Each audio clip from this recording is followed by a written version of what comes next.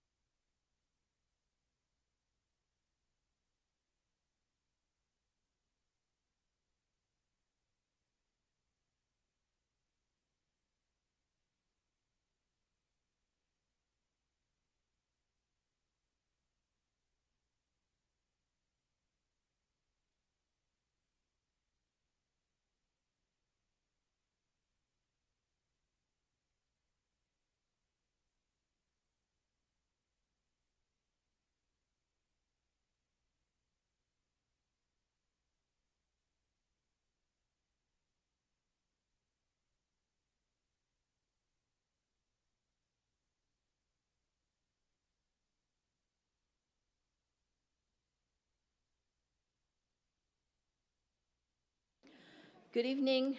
Welcome to the January 23rd, 2024 Gilbert Town Council meeting. Just a reminder to please turn off and silence cell phones and devices before our meeting begins. I will call this meeting to order. Our first item on our agenda is an invocation from student pastor Jeremiah Dennis of Redeemer Bible Church. Come down to the podium, please, and thank you for being here this evening. Just push the microphone button to turn the microphone on. It will light up when you get the button right. There we go. Thank you. Well, if you will, bow with me for a word of prayer. Father, we thank you for the gift of government.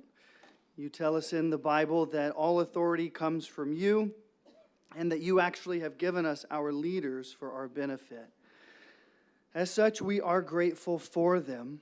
And Lord, we know that in the scriptures you command us to pray specifically for our leaders in government.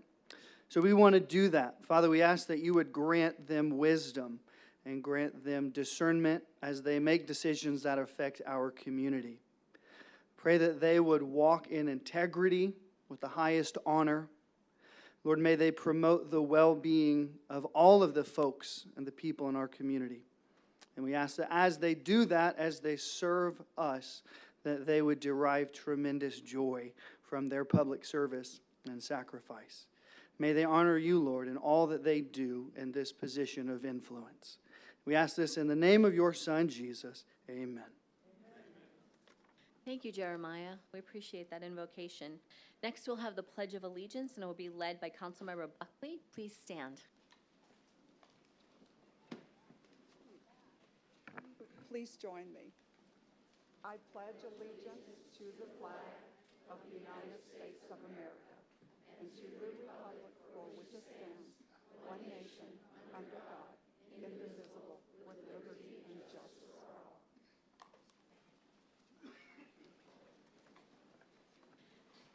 Next, can I please have the town clerk offer the roll call? Mayor Bridget Peterson. Here. Vice Mayor Scott Anderson. Here. Councilmember Chuck Bongiovanni. Here. Councilmember Bobby Buckley. Here. Councilmember Young Kaprowski. Here. Councilmember Kathy Tilkey. Here. And Councilmember Jim Torgerson. Here. Quorum is present. Thank you so much, Chiavelli. Moving into presentations and proclamations, we have none on our agenda this evening, so we'll move to communications from citizens, and I will pass the mic to you, Vice Mayor. Thank you, Mayor. Communications from citizens. The Gilbert Town Council values citizens' comments and input. Anyone wishing to speak before the council must fill out a request to speak card for each item they wish to speak on and submit it to the town clerk or place it in the bin provided prior to the start of the meeting. The communications from citizens portion on the agenda provides citizens an opportunity to identify for the town council matters of interest or concern related to town government. Under the provisions of the Arizona Open Meeting Law, the town council is prohibited from responding to issues that have not been properly noticed. Therefore, the town council may only listen to citizens who wish to address them, and at the conclusion of the open call to the public, response is limited to individual members of the council responding to criticism made by those who have addressed the public body, asking staff to review a matter, or asking that the matter be put on a future agenda. The town asks that when your name is called, you come forward to the podium, state your name and place of residence, and then begin speaking. And each person will be given 3 minutes to speak. We did have some cards that were filled out tonight for this portion of the meeting, but they're actually part of the public hearing process, and it'll be a little bit later on. The mayor will address those. First up tonight will be Shane Krauser. Shane will be followed by Carol Cherry.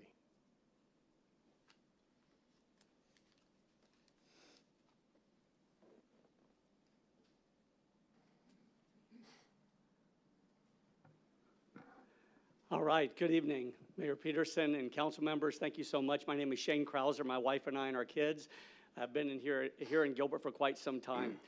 As a young boy working in downtown Gilbert as a teenager in the 1980s, my mom, who is an immigrant from Europe, said, this is not only the hay capital of the world, this is the freest town in the country.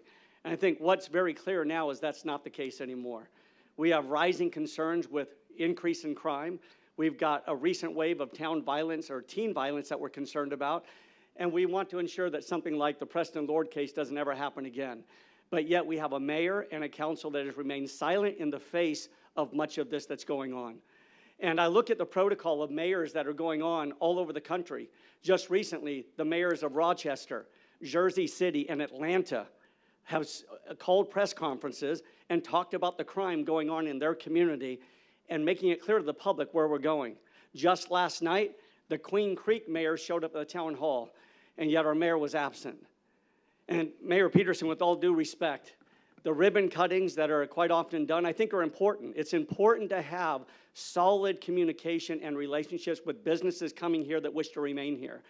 But far more important than those relationships is being a sound, strong voice in the midst of the chaos that's going on in our community, the anxiety that's being experienced by so many. Why there is this refusal to talk with the press or to engage with the media is really beyond understanding in the community. The people here are concerned about this. And I think really what we're looking for is just competent leadership.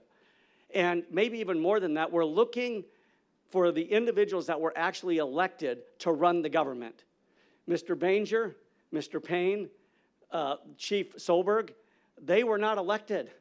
They are accountable to you. And yet a lot of folks have this appearance that they're running the government and not the council here. And so there are a couple of concerns that are going on with regard to another individual that we're very concerned about, and a story that just recently broke with regard to the digital department. Dana Birchman.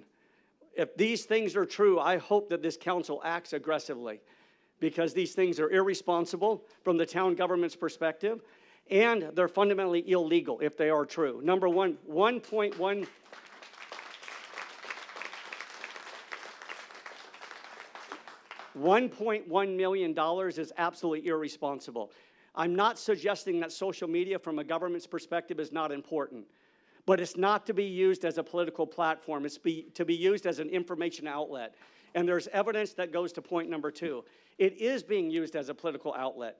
Dana Birchman, again, if the story is true, has her own political philosophy that is being advanced through a platform that's funded by the taxpayers of Gilbert. And she goes out on her own social media platform and does the same thing, yet is governing what the employees that work for the town are ultimately saying on their platform itself. This is illegal. And if the town doesn't do something about it, they will lose because the courts will knock this down. It's a fundamental violation of the Constitution. It's a fundamental violation of the rule of law. Please, And if the one of town- our rules of decorum is to hold your applause. Would you please indulge us in that? And if I may just finish, thank you. We're looking for a government that follows the rules. We're looking for a government that equally applies the law across the board. And we're ultimately looking for a government that we can trust. Thank you. Next up is Carol Cherry. Carol will be followed by Pam Savilli. My name is Carol Cherry. I chose Gilbert as my home in 2008. Back then, it was a safe, family-friendly town with common sense leadership. Fast forward to today, and sadly, our beautiful community is hardly recognizable, and common sense is sorely lacking. Our children are being threatened with vicious beatings and even death by the infamous Gilbert goons. And now we find out that we have another group of goons threatening segments of our community. That would be the Office of Digital Government. These dozen or so thought police order supervisors to confront any employee who dares to speak against the progressive narrative, even if that speech is on a personal social media account. What's more outrageous is that, like he just said, we're paying these people over $1 million a year to do that. Does that make any sense? I urge the council to review your priorities. At the top of that list should be upholding citizens' constitutional rights, such as free speech, funding education, and providing basic services like water and trash collection. Paying people to spy on employees has no place on any respectable town's priority list.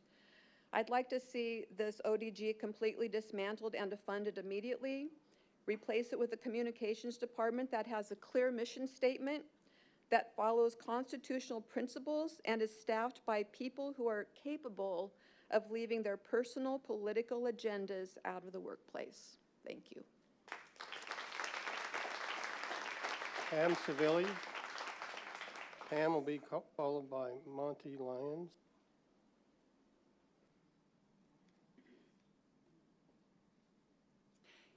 Thank you for giving us this opportunity to speak. I know it's part of the standard format of these meetings, and I think it's excellent for people such as myself. I'm not as eloquent as Carol and Shane, but I think it's really important for you to know that even those of us who might not be quite as gifted with our words are still very concerned, very motivated to help you guys or to do whatever we need to improve these issues for Gilbert, both the painfully long time with the Gilbert Goons situation.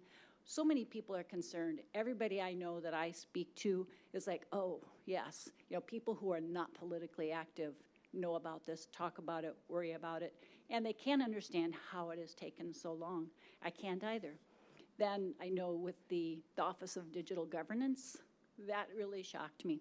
And on one level, I know in the world, things like that are happening, but at the same time, this is the US, this is Gilbert, it's a violation of the Constitution, and it's a right that if the town of Gilbert can't protect that or support that for their own employees or town council, then what are we? Then we're going to totally lose our reputation. I know that many people have really looked up to Gilbert as an excellent place to live for many reasons, including safety and being a constitutionally directed type of government organization. Now both of those are called into question. So I really am hoping to see and hear that the town council is going to actively report back to us. What are they going to do about that incredible amount of money being spent by the Office of Digital Governance? A real accountability, not just like, oh yeah, we took care of that. Then also really looking forward to hearing more about, arrests and appropriate justice for those who've been impacted. Thank you. Thank you. Next is Monty Lyons.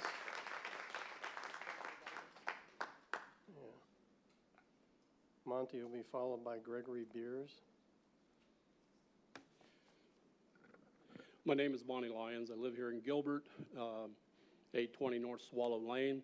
Came to you tonight to talk to you about the Office of Digital Governance, the ODG. One of the things that concerned me as I looked at media presentations about the town across the nation over the last few weeks, there's been 3 stories that have came out of Gilbert, all negative, and I don't think that's how we want our town to be known. Prior to this time, we were known for being a safe city, a great city to come to, a great city to live in. These kind of things do not bode well for us. As a leader in business, anytime something comes up that's an allegation of any type of malfeasance or wrongdoing or even questionable conduct, we typically put together a panel to take a look at things to see if there's any type of credence to those type of allegations. In this case, what I'm requesting of you is to do something similar to that. Pull together a team, a third party, to take a look and see if there's any evidence of any type of impropriety with this particular entity.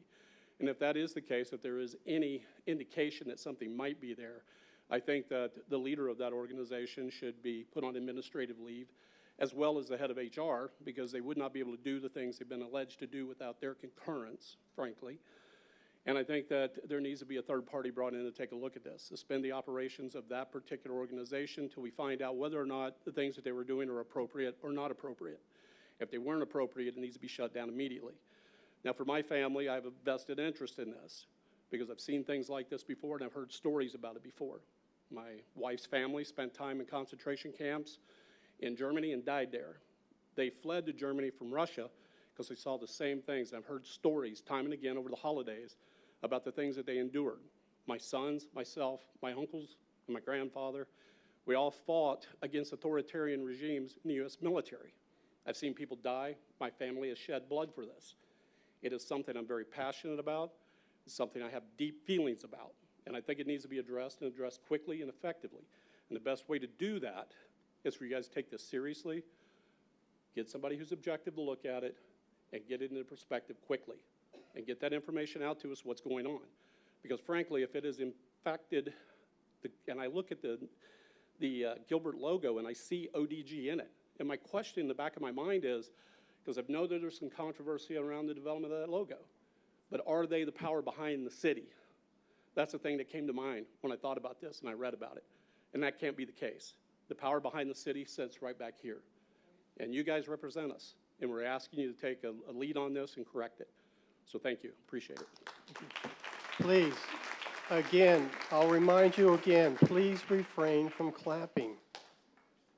We have a decorum that we keep here in the council chambers, and clapping is not part of that. Please. Gregory. Ladies and gentlemen of the council, Madam Mayor, I appreciate you giving me the opportunity to have a few words with you this evening. I do have a couple of questions that I'd ask you, and I see I'm in good company here on the topic. Do you guys think that government should follow the rule of law? Should they follow the rule book? And I'm seeing nods among the crowd, so I know I'm talking to the right people here. I too want to talk about this Office of Digital Governance. This department, in my opinion, and from the sounds of it, many others, is responsible for the abolishment of free speech in the marketplace of ideas. I don't see any way that's a recommended way for us to run our city, for our government to run and behave internally, right? Or if it happened in the community, there'd be a huge uproar, right? I'd like to ask the members here, and Madam Mayor, I'd like to ask you if you can tell me exactly where the authority for you to create such a department comes from. We're not able to answer. I understand. You heard. It was rhetorical, but I wanted to look at your faces and your heads and see what I got in response, and I appreciate that. I'll help you out since I kind of figured you wouldn't be able to answer. The answer is neither the Arizona Constitution nor the United States Constitution grant you the authority to create such a device. It's not there, and if it's not written there, it's not feasible for you to do. It's not possible. So, I'd like to ask you, please put on the agenda, as others have asked, to disband this group. Return the funds that are being used for this group to the coffers of the city of Gilbert. Thank you. Thank you. Next up is Richard Young. Following Richard will be Mark Jarzynski.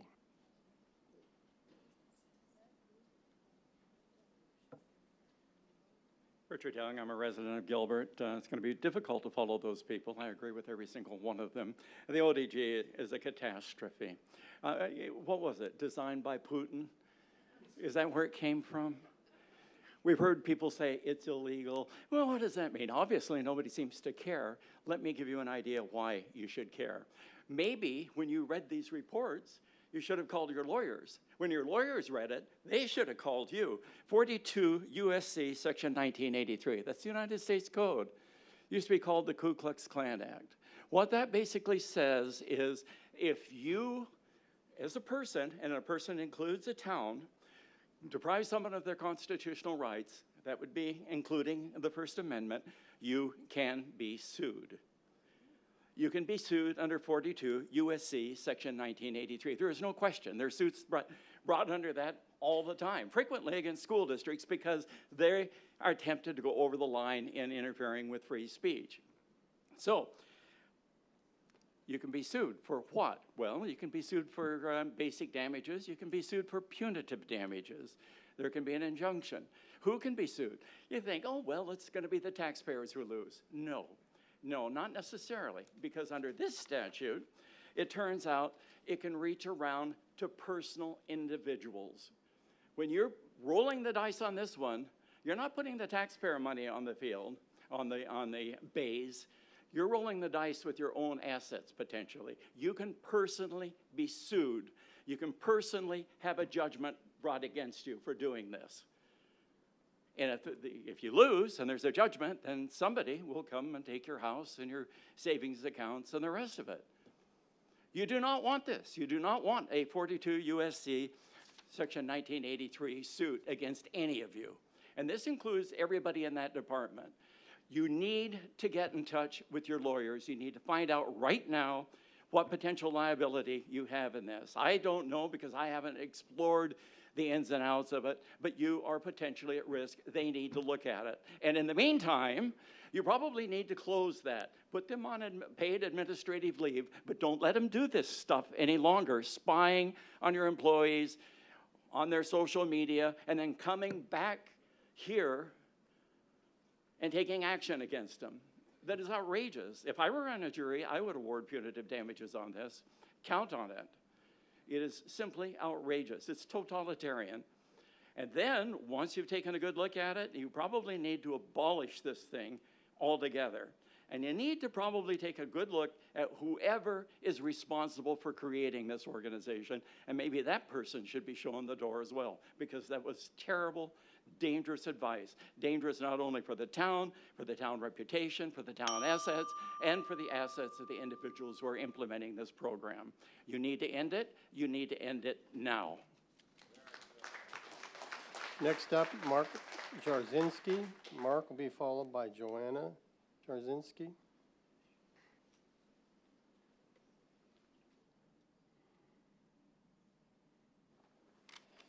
My name is Mark Jarzynski, and I'm a resident of Gilbert, Arizona. I deeply value my right to freedom of speech and expression in our republic. It has come to my attention that we have an entire department of city employees, the Office of Digital Government, that is paid via taxpayer dollars to monitor the online speech of employees and elected officials, control all government communications online, and enforce conformity with a progressive political agenda. The behavior of the Office of Digital Government is negligent and represents a gross overreach of government authority in manipulating public sentiment and suppressing differing viewpoints that don't align with the political agenda and talking points of this entity. This is unacceptable in our town government. And the overreach of this office should be swiftly and decisively addressed by being disbanded in favor of preserving the rights of the American citizens in our town that are being terrorized by its tactics. We demand transparency and neutrality from our local government offices. They should serve all residents equally without pushing any political agendas. We must ensure that every citizen's voice is heard and respected regardless of their political or other beliefs. No one's right to free speech should be canceled, and we all have a responsibility to respect the opinions of others, even when we disagree. That brings unity. The First Amendment guarantees us freedom of speech, a right that should be upheld and respected by all government entities. Please dismantle the Office of Digital Government in Gilbert and uphold everyone's right to free speech without governmental interference. Thank you for your time. Thank you, Mark. Joanna, up next, Joanna, to be followed by Steve Lavelle. I am a resident of Gilbert. Ma'am, Hi. ma'am, can you pull the mic down closer to you? Thank you. I have recently become aware of an organization in this town that monitors the opinions of city officials. If they deem that another's right to free speech bumps up against their ideology, often political, they react, including censoring the opinions of these Americans, even on their own personal social media accounts. They are the Office of Digital Government in Gilbert, and we, the taxpayers, pay their salaries to monitor us. They are taking hostage the First Amendment rights of our own town officials and citizens. Ironically, the head of ODG locked up her own X account, which I find hypocritical. This is government overreach and an invasion of our First Amendment rights. Is the Office of Digital Government cyber bullies who cannot handle the opinions of others? Is this another tool of government to suppress free speech? Who opened up this agency and why? Should they be further investigated? So many questions. It seems to me that it's time for this town council to examine this agency much more closely and take the appropriate action. This type of government overreach is very divisive and detrimental to our entire community. I would even say Orwellian. As city officials, you of all people should know that freedom of speech is a principal pillar of a free republic and should be respected. Stalking accounts daily and erasing someone else's rights to free speech because it does not align with government narratives is not what this republic was founded on. Who have we become? This is destructive to a free society. Freedom of speech is a bedrock of a republic, but the timid and the fearful seem hell-bent to suppress it. Free speech should always be protected, always, especially from the government itself when necessary. We should all have the right to express our opinions and be willing to accept opposing views. So let's bring this hidden political agenda of the Office of Digital Government fully into the light so we can have a chance at respect and unity again. Thank you. Thank you. Steve Lavelle. Steve will be followed by Stacy Lavelle.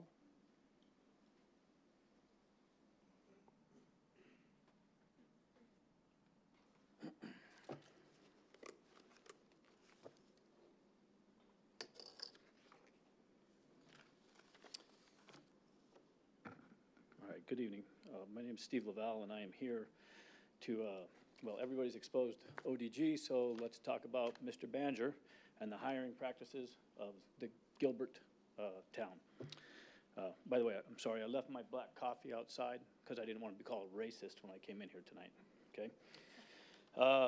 False claims, that's what you guys said on the news the other night, false claims. So Patrick Banger paid, using taxpayer money, paid over $13,000 to Pierce Coleman back in 2021, I believe, to do a report on the hiring practices of the fire department. I'm not going to get into the details, but in this, it says, nothing in the evidence reviewed by the investigating team indicated the town changed traditional process or lowered standards during this process. That's a lie. February 13th, 2020, an email. Christopher Buckingham to Tamika Hartman, she works for the HR department. CC Ryan Cat and Bob Badgett. Hi, Tamika, follow-up conversation today, attached in the interview sheets.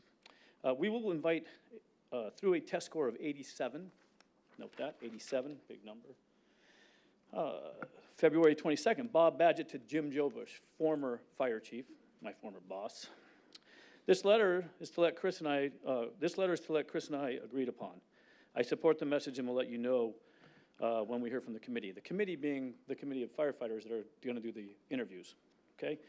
Chris's email says, on Thursday afternoon, I was informed that while the original cutoff for the first round of interviews, score of 87 or higher, was established, and we will continue to use that, we are also, it says here, is being honored, excuse me. There would be an additional invite extended to other candidates who scored below the cutoff. This will increase our number by 10%. 10% of 87. I mean, of the 87%, 10% of the number. So we're talking 10% of 220. You're talking like 20-something, 30-something people, not 400 that ended up coming. February 24th, Bob Badgett to Jim Jobush. I wanted to clarify a few details for your meeting. I was told that the decision to adjust the list came from the manager's office. That would be Patrick Banger's office. The initial proposal was to remove 28 passing people and replace them with a different 28. I told Nathan we would prefer to expand the list by 28, Nathan being your director of HR. So as you can see, you have corruption throughout your entire organization. There's your 28 people, okay? All 28, no names, of course, right? All 28 minorities and women. Does that help taxpayers? Is that better service? Just to follow this up, on February 25th, Bob Badgett, second in command.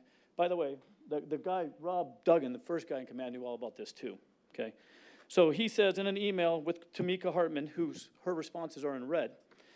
He says, Tamika, can you confirm the number of interviews invitees we have currently extended? This would include the scores of 87 and the extra 28 that were added by HR. She says we sent out 259. Interesting, 259. There's one more, sorry. Chris Buckingham to Ryan Cadden and Michael Connor. This is back in now May. This is months after that. It says, hey, interviews March 2nd through the 6th. Test scores of 80% to 87%, plus the 28 selected by HR. 259 invitees. I don't know how Pierce Coleman couldn't find that in their investigation, but I'd ask for my money back, because that's ridiculous, okay? I have more to discuss, and I think I'm out of time. Yeah. I would get to ODG, and I have a bunch of crap about ODG, and I have a bunch of stuff about the lack of leadership in this organization, and I used to be employed here, and I got fired for saying black coffee. That's it, okay? Unacceptable. Thank you. Next is Stacy Lavelle. Stacy will be followed by Dave Berner. You give it to me? Can I take those 3 minutes? Can I have the 3 minutes? Yes or no? Up to the council. Up to the council? Yes. Okay. Perfect. Go ahead. Perfect. Let's get to some examples then. If I get the 3 minutes, let's quickly talk about your personnel. In your own town policies, okay, the town manager shall be responsible for the proper administration of all affairs. Okay. Key staff members, department directors, they're responsible for the compliance of these policies as well. So is the chief people's teams officer. So let's get to, let's see here, 1-5, ethics. It is the policy of Gilbert to uphold, promote, and demand the highest standards of ethics from all employees. Accordingly, all employees shall maintain the utmost standards of personal integrity, truthfulness, honesty, respect, and fairness in carrying out their public duties. Avoid any improprieties, including, but not limited to, discriminatory practices, which is what I just talked about, discriminatory practices. The town should be sued. Rights of citizens. Except as otherwise provided in this policy, employees may exercise their rights as citizens to express personal political opinions. And they're being denied that right. All your employees are. I don't care what side they sit on. They're being denied the right. Use of position. Employees shall not express political opinions in their role as representatives of Gilbert. Dana Birchman does that on a daily basis. A daily basis. I have the proof.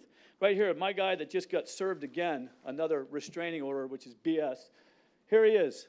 President Trump cardboard cutout picture with a former engineer of this town, okay?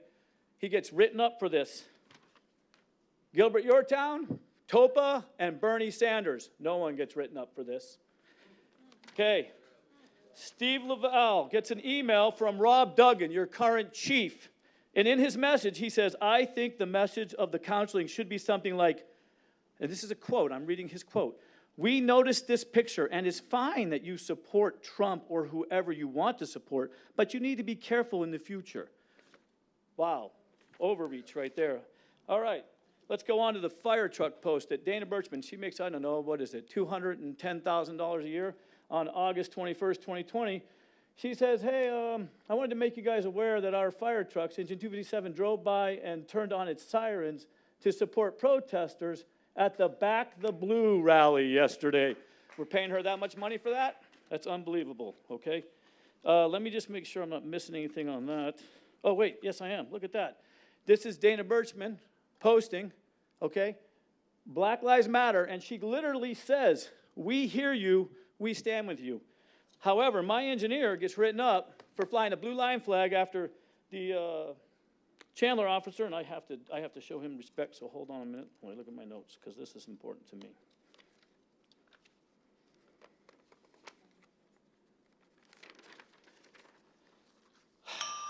And I'll finish after this, but on April 30th of 2021, the tragic events that took the life of Officer Ferrara from Chandler PD and injured Officer Aranda. And we flew a blue line flag behind our truck. And it was a we because there was 8 people at my station that agreed to do that. And Josh Reynolds took the brunt of it and got written up. Okay, he got written up because he used the word we. Dana Birchman uses the word we and doesn't get written up at all. I have a lot more where this came from. I'll end it with this. Okay, you all took an oath of office. So did I when I came here. So I'm going to read mine. Okay, I, Steve Laval, do solemnly swear that I will support the Constitution of the United States and the Constitution and laws of the state of Arizona and the ordinances of the town of Gilbert, Maricopa County, Arizona, that I will bear true faith and allegiance to the same and defend them against all enemies, foreign and domestic, and that I will faithfully and impartially discharge the duties of the office of firefighter. Now, I sign that, and I mean that, okay? And I still take that oath very seriously, okay? So you should take your oaths very seriously. And I'm going to leave you with one last thing, and this is it, I'm sorry. But we the people, right? We elect you, the citizens. I mean, we the people and the citizens elect you, the council. We want you to have the guts to protect the First Amendment right of the citizens and the employees. Are you willing to fight the tyranny of the federal and state and local governments? I know I'm willing. I will continue to stand in the gap and speak for those who can't, like your employees. And I will fight for those who can't or won't. But I will not let the opportunities that were afforded to me from the sacrifices of the generations before me die without a fight. Will you stand in the gap? And will you pray, stand, speak, and act? Thank you, Steve. Dave Berner.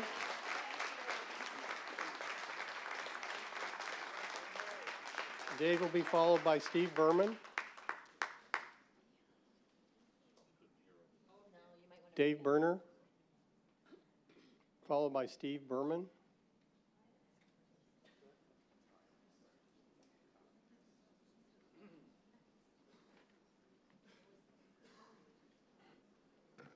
Good evening. Thank you for this opportunity. As a former director of the board of a corporation here in Gilbert, Arizona, for over 4 years, I understand the challenges of being up there and listening to people express their feelings and their concerns. So I do realize the importance of it. So I stand here before you this evening with that background. And I also ask the Holy Spirit to come here this evening and to pray that he fills your hearts and your minds with courage, strength, and wisdom. And I pray that you not just listen to the comments of my fellow Gilbert residents, but you actually hear their concerns of what appears to be a total violation of the First Amendment rights of Gilbert employees and potentially Gilbert's residents. You all know in your hearts and minds that the purpose of the Office of Digital Governance is just wrong, potentially illegal, and definitely immoral. And I ask that you eliminate this department. Thank you for the opportunity to speak. Thank you. Steve Berman. Steve will be followed by Paul Schween. Former Mayor Steve Berman. Hi, Steve. Thank you. Need to be recognized. Yes. You know, it's funny, I spent so many years on your side and getting beat up by people, it's hard. But it's your turn. I think I'm not going to. It's ironic that the Office of Digital Government that accused our Mayor Peterson of creating a hostile work environment is now spying on our citizens. If that isn't a hostile work environment, I don't know what is. What gives this department the right to spy on anybody's Facebook account and then report the results to the town manager? The role of government is to provide our citizens with things they can't provide for themselves: roads, sewers, fire protection, police protection, and garbage and the like. The Office of Digital Management doesn't do any of those things. It just spies on the community and reports to the city manager. Now, it's not the city manager's role to worry about what people's political opinions are. I don't care if he is woke or Tea Party, that's just not his job. It would be very difficult for Mayor Peterson to take the lead on disbanding this organization, because since they filed a complaint against her, it'll look like a reprisal. So this one's on the rest of you guys. What you need to do is, at least 4 of you, is go and visit city manager and say this department goes away, and that's all it takes. People are going to hold you all accountable for something that I don't think any of you were a part of. I would like to see you disband the department and take the money that's being paid now, and we can fund the salaries of 15 new police officers for Gilbert. I think you find a lot of people who would rather spend the money on more cops than on, a secret police that's, spying on the employees. Thank you. Thank you, Steve. Paul Schween, to be followed by Scott Rundy. Madam Mayor, appreciate it. Appreciate the opportunity to speak this evening. I want to start off by thanking both Steve and Steve Lavelle. Well done. Some really good information. Seems spot on. I kind of would like to go the opposite direction. I kind of want to go to 30,000 feet here. I know there's a lot of rumors and upset people about this department. I myself find it disturbing and a serious overreach. But in all fairness to this process, I think the public deserves some answers to some very, very simple questions. Like, number one, what was the driving force behind the creation of this department? I mean, why was it put together? I look online, I don't find anything. And I'm wondering, what are the goals? I mean, this is a clear intrusion and infringement on the freedom of speech. It's just so clear. I literally decided to look and try to find out what are the goals, and do you guys think those goals have been met?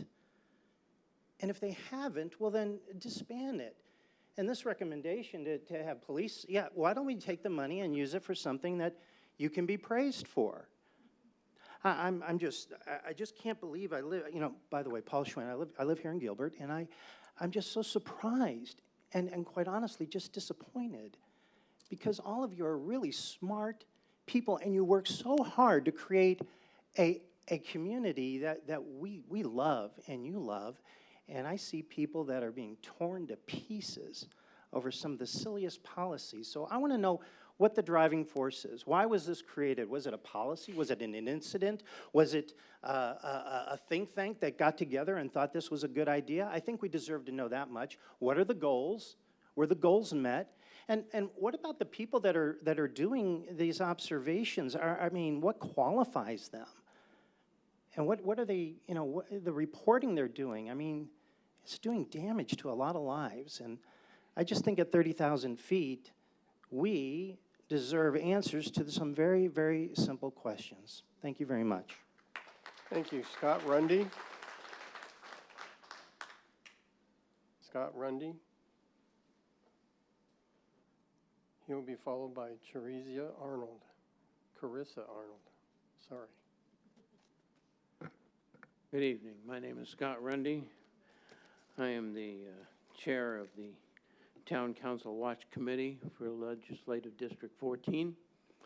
And I came here tonight because in 1972 I took an oath to this U.S. Constitution and the Declaration of Independence. It's an oath you all took also. You should take seriously. All of my fellow citizens have spoken to this Office of Digital Governance, and it's something you need to take care of immediately. I want it disbanded.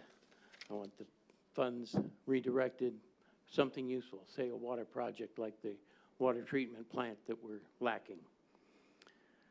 So many things happened in the article that was referenced by all the other speakers. It's unbelievable.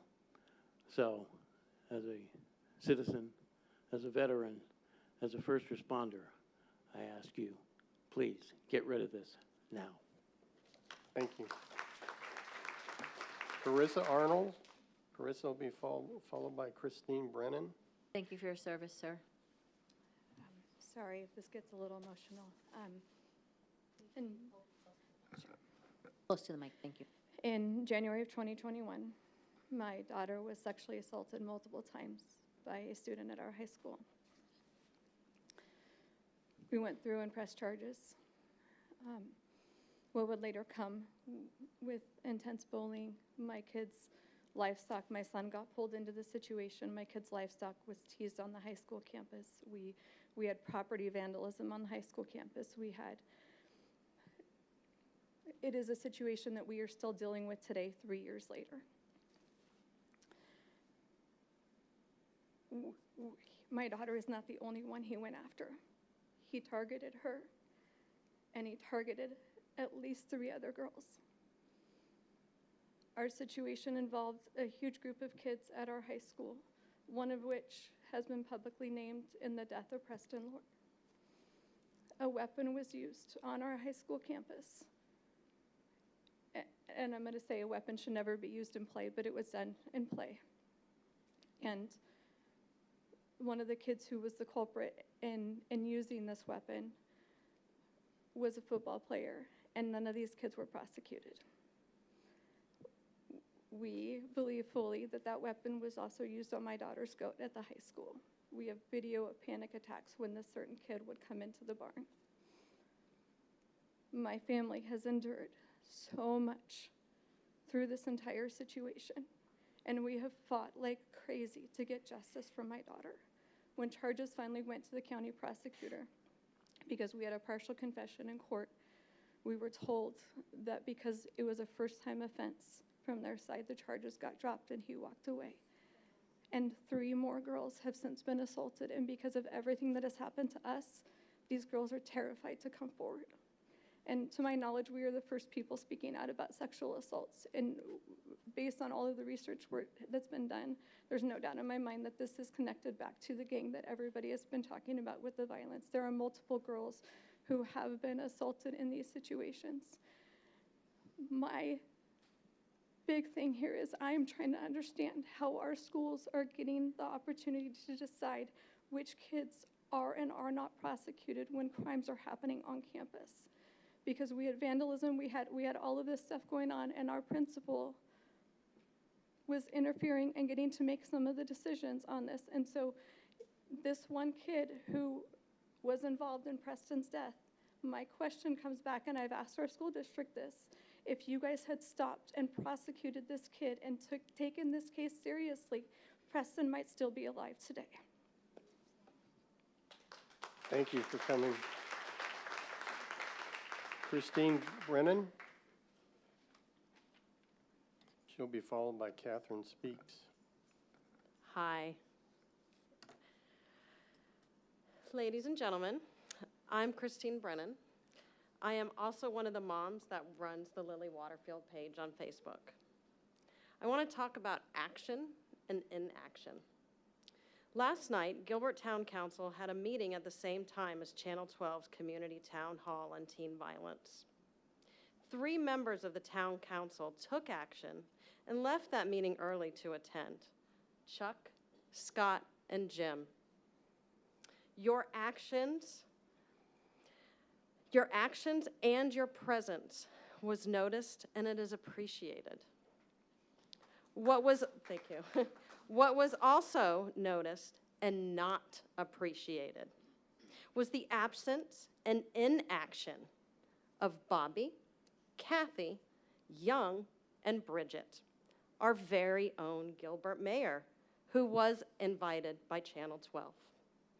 Your ongoing lack of apparent care and inaction around is honestly shameful.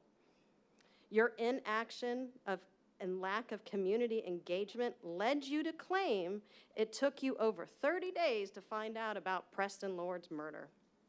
Your inaction has led to a lack of action from our police department.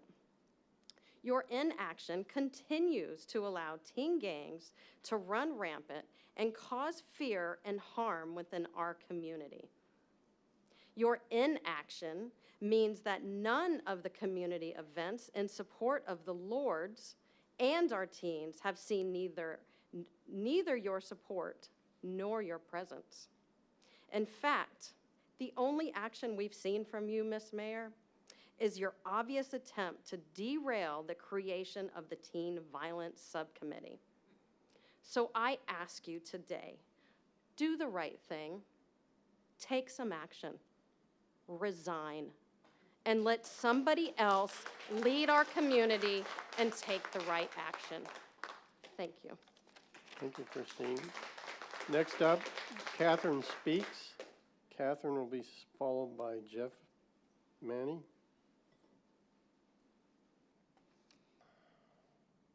Catherine Speaks, citizen of Gilbert for over 30 years. I raised my son here. It was a great community when I moved here.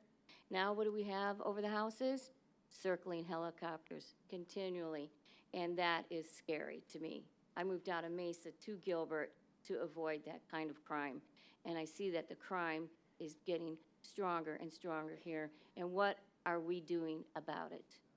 What's the town of Gilbert doing about it? What's the police department doing about it? Mayor Peterson, we the citizenry of Gilbert are a constitutional republic, not communists. We will not tolerate the communists from the Office of Digital Government, nor will we tolerate the ODG violating the town of Gilbert employees and elected officials' First Amendment, which is listed in the Bill of Rights, which you might want to review. Over $1 million annually has been wasted on monitoring and forcing employees and officials to change their social media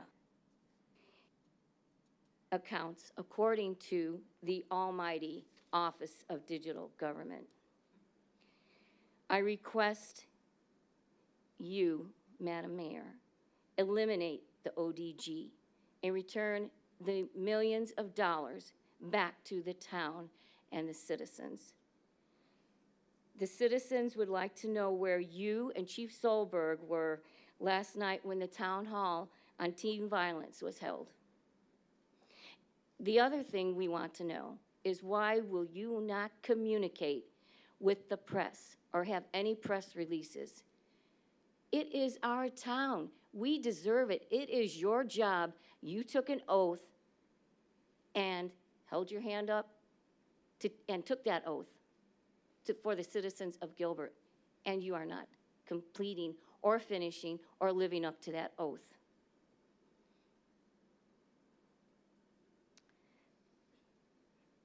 Madam Mayor, you are not the Queen of Sheba. Town manager Banger is not the King of Farouk.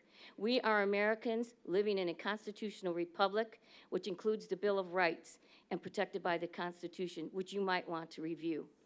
Enjoy your last few months as mayor, because we, the citizens, are going to vote you out. Please, please. Jeff Manny. Jeff is to be followed by Natalie DiBernardo.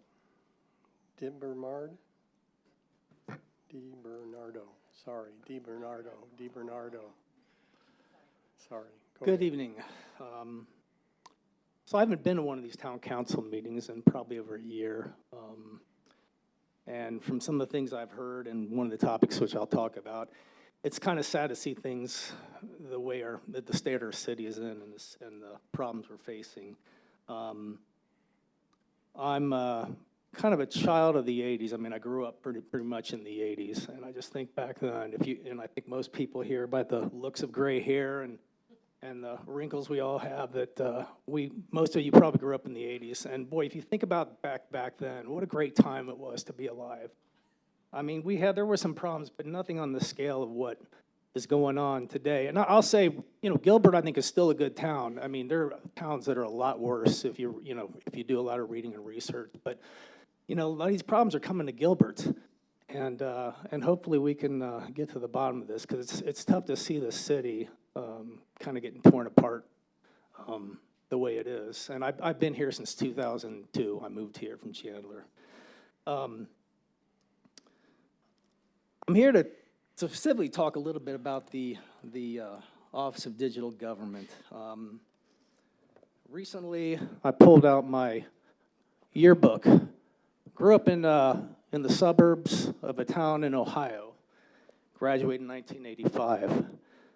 And I had one of the, we all have maybe fond memories of certain teachers. One of the fond memories of a teacher I had was my senior English teacher, a lady named Mary Lou Moore. And she really taught me well how to critically think and how we went and dissected novels we went through. Well, early on in my senior year, it was 1984, and we just happened to read the novel 1984 by George Orwell. So if you've read 1984, you recall it was a dystopian world of government authoritarianism. And one of the ways they enforced that authoritarianism was an agency called the Ministry of Truth. Told you what to think, and you dare not criticize the state. So it was kind of shocking to see these articles come out about what this Office of Digital Government, and that our town, that's part of our town, is doing. They're monitoring what city workers say online.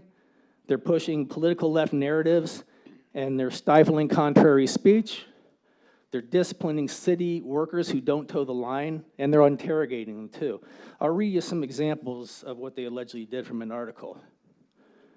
Records also reveal that OGG would spend business hours documenting the nitty-gritty of Gilbert employees' social media activity, even down to what they liked post critical of ODG. The same day of the January 6th breach of the Capitol, Birchman sent an internal group message tasking her employees with hunting down and tracking the personal social media posts of one town employee critical of them. In that same conversation, Birchman alluded that she maintained a dossier of other town employees' social media posts. Birchman's social media often delves into the political. Her posts over the years openly declared her support of Democratic candidates and progressive issues such as abortion, gun control, and same-sex marriage. A bunch of old white guys, not interested, wrote Birchman in response to former President Trump's potential cabinet selections. So I'll stop at that. This is un-American, folks, as some people have already alluded to. I mean, this violates free speech. We have 10 to 12 employees in this organization that are costing taxpayers over $1 million. And as people alluded to, I think this money could be better well spent addressing some of the more real pressing problems. Asking the council, despite maybe some of your political differences, to unify and investigate this ODG. I think everyone will agree, everyone up there hopefully agree, that this is un-American. You'll investigate the origin of this agency, when it was formed, what its charter was, and how it's evolved. I will note the response from the ODG in the article regarding these allegations was basically to double down in leftist fashion, deny wrongdoings, and blame the problem employees. Sad. Horrible. Jeff, are you about to wrap up? I am about to wrap up, yes. I'm asking you guys to, as others have had, to dig into this, unify, dig into this, and I think you ought to agree. This is overreach. Put an end to this unconstitutional overreach.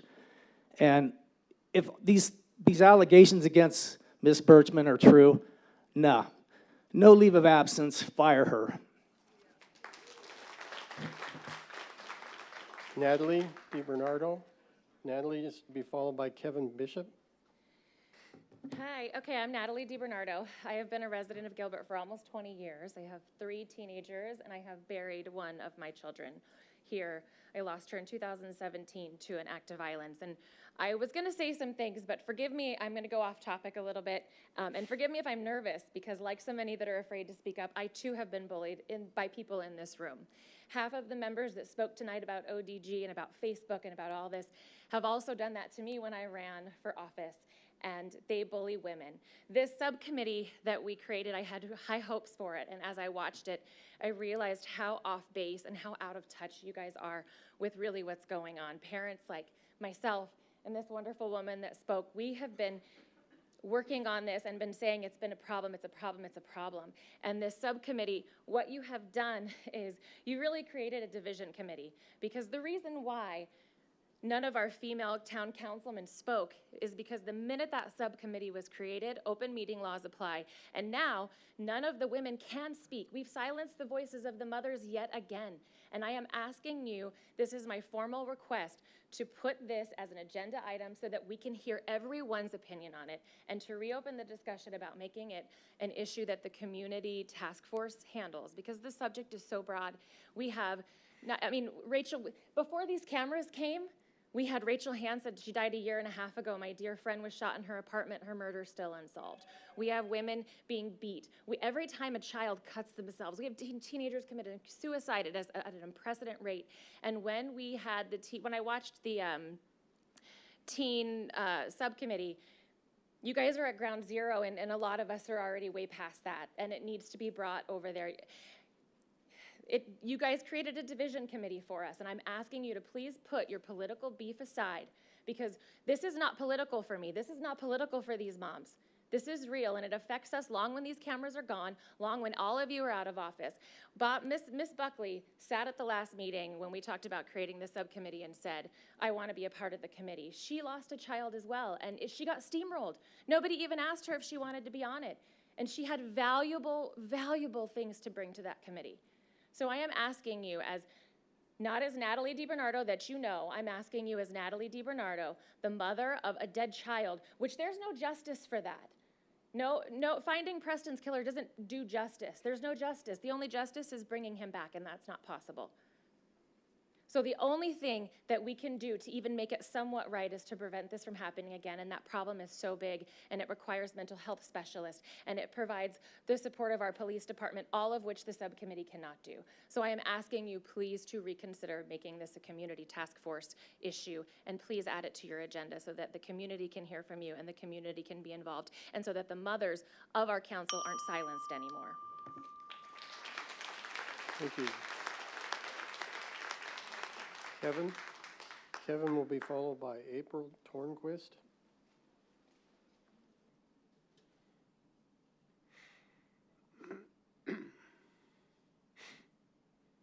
Good evening. Thank you for listening to me, and thank you for your service. Hey, Kevin, make sure you're speaking right into the mic, okay? You have a soft voice. Thank you. Yeah, I get told that all the time. I don't know what the deal is. When I was younger, I had a better voice. I think all of you know me, and for the people in the room, I run a HOA management company based less than a mile from here at Ray and Lindsay.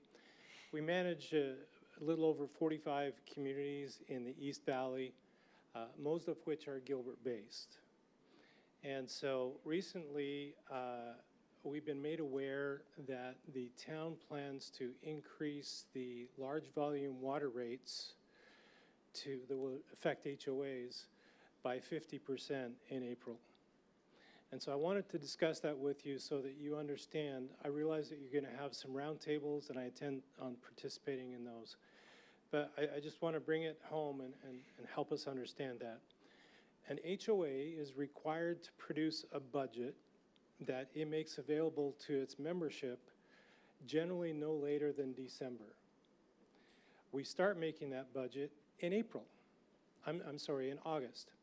That budget process starts. It starts being presented to boards in September, hopefully approved in October, and set in stone in November so it can be communicated to the membership in December. 100% of the time, The second largest expense on that budget is water.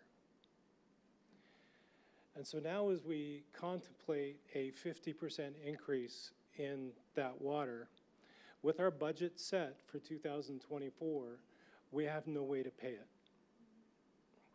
There is no mechanism in the association's budget process, and in most of them, there's no mechanism to go back and say, hey, we need to increase assessments to pay for this extra water that's going to be imposed upon the association.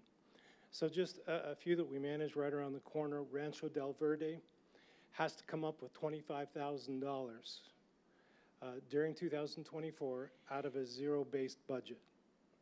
There's nowhere to take that money. Devon, that's just down the road here, small association, they've got to come up with $8,750 out of their budget that they don't have, and they can't go to the membership mid-year and say, we need more money. Another example, Settler Meadows, just around the corner here as well.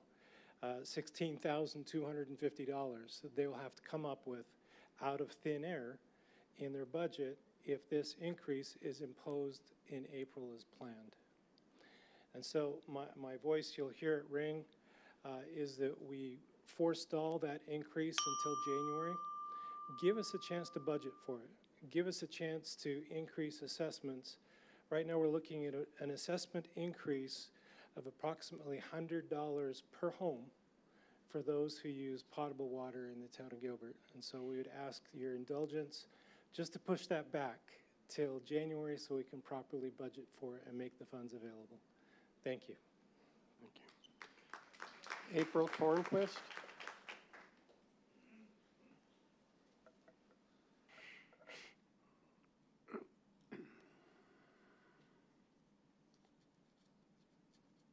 Hi, my name is, excuse me, my name is April Turnquist. I've got a couple of items and I'll be very quick. The first is the water rate increase. I realize that there's a legitimate reason for a potential increase. Before you make a decision on that, I would like to see a full audit of water resources here in Gilbert and the results of that, and let's just look at some other options. And the second one is related to the Office of ODG. I've lived in Gilbert for over 20 years. I've raised my kids here, and I've lived just a few miles away my entire life. I would visit my cousins who lived in downtown Gilbert in the 1970s, and as you can imagine, it's changed a lot since then. The official Gilbert Communications has taken an inappropriate direction. And I don't know exactly when it started, but the first thing that grabbed my attention were posts supporting the Black Lives Matter organization.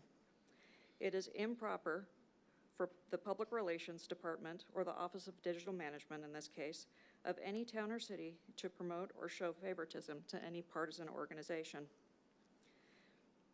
An example of good public communication can be found from a government entity, can be found at Central Arizona Project.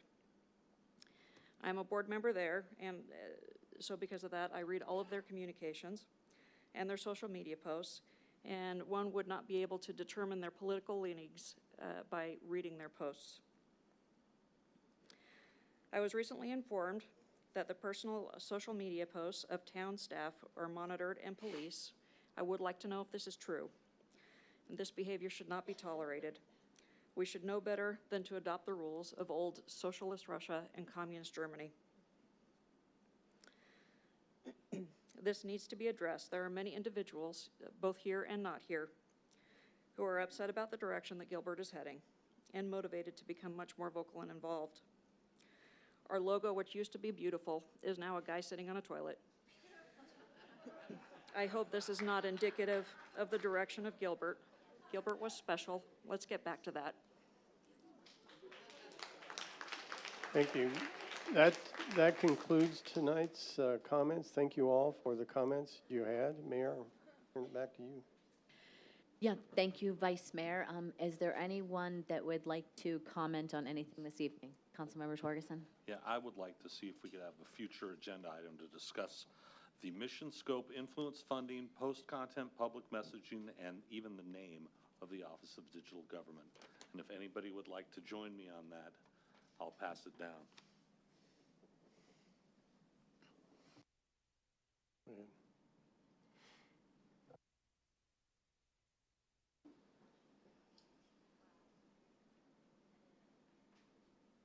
Any other follow-up that anyone would like to offer? Councilmember Bongiovanni? Yeah, thank you, Mayor. I'll reserve mine for when I talk about the teen violence group. Thank you. There will be a recap on that.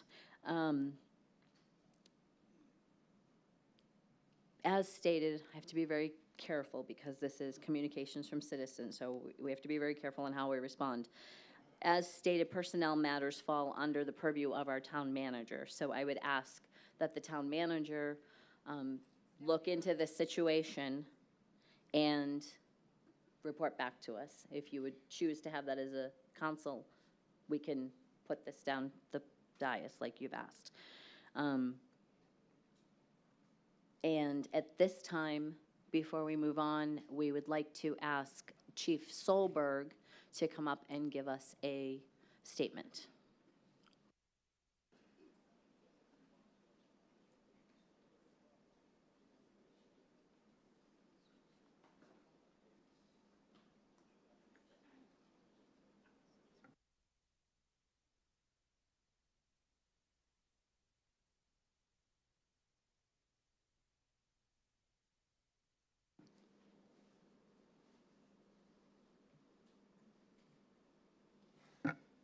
Good evening, Mayor and Council and members of the community. I know our community is hurting right now. My heart is broken for the pain and anguish that Preston Lord's family must be experiencing through all of this.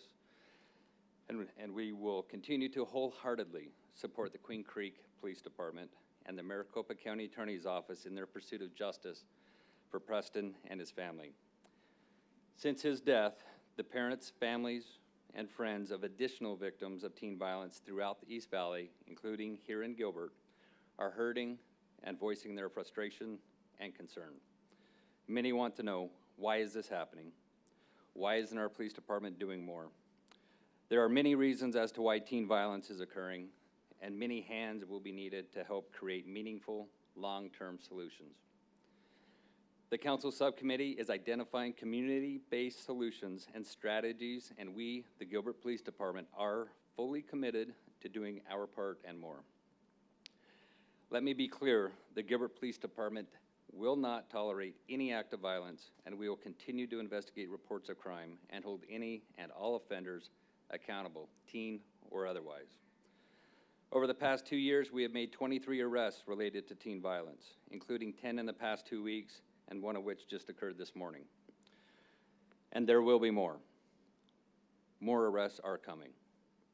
As I stated in last week's press conference, in order for any of these arrests to have been made, our detectives have to thoroughly review all evidence associated with the crime, conduct interviews with all of the individuals involved, obtain multiple search warrants, complete digital forensics examinations, including researching and verifying the authenticity and accuracy of any social media, and when necessary, submit evidence to the crime lab. All of this takes time. Achieving justice in the form of successful prosecution of any offenders takes time. We hear the community's frustration and desire for expedited justice, and that is very much top of mind, while we are also committed to the process of doing this right. And we appreciate the public's and the media's continued assistance in these investigations. What our community needs to know is that our Gilbert officers and detectives have been and continue working tirelessly behind the scenes to achieve these arrests. All of our focus has been on these investigative efforts behind the scenes. As stated last week, I understand the community wants to hear more from the police department, and we are committed to providing additional information. Last week, in addition to my prior public statements, we held our first press conference on our investigations into teen violence in Gilbert. We will continue to hold, we will be holding another one this Thursday afternoon. Our goal is to establish a weekly cadence in sharing information to help dispel inaccurate information and provide greater transparency to the media and ultimately to our community. We may not always be able to provide answers due to ongoing investigative efforts, but we will do what we can to facilitate greater openness and visibility. In the meantime, every parent and every young person in Gilbert needs to know this. Gilbert is one of the safest cities in the country, continuing to be ranked second safest city amongst cities our size. If you know of or suspect any prior act of teen violence or of a potential future act of violence, please have the courage to step forward, and we will do everything within our power to investigate those and support the successful prosecution of any offenders. Most important of all, we support you. We will not cease in our efforts to continue pursuing identified alleged suspects and perpetrators of violence. We will continue to do all we can to ensure Gilbert remains safe for you and your family. Thank you. Thank you, Chief.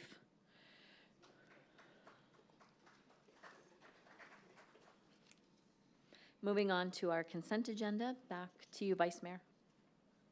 Thank you, Mayor. We've been requested to pull items 4 and 8. Is there any additional items to be pulled? If not, I will move approval of items 1, 2, 3, 5. Item 6, I'll read the motion. A motion to appoint Jeremy McDonald to the Public Facilities Municipal Property Corporation with a term beginning January 23rd, 2024 and ending January 1st, 2027. Item 7, I'll make a motion to appoint James Graham and Nicholas Macaluso to the Water Resources Municipal Property Corporation of two regular members with full terms beginning January 23rd, 2024 and ending January 11th, 2027. And item 9. I have a motion by the Vice Mayor. I'll second. Seconded by Councilmember Tilkey. Please vote.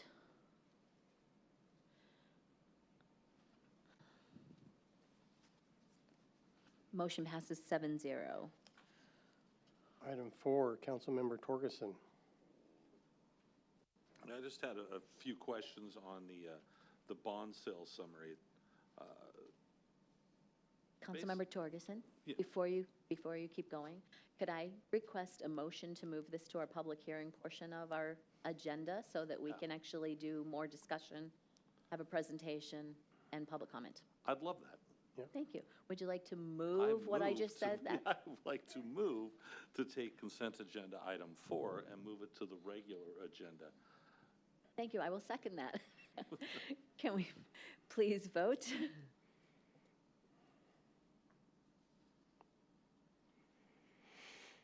Motion passes 7-0. So that handles item number 4, Vice Mayor. Item number 8, Councilman Torgerson. Let me find this, I'm sorry.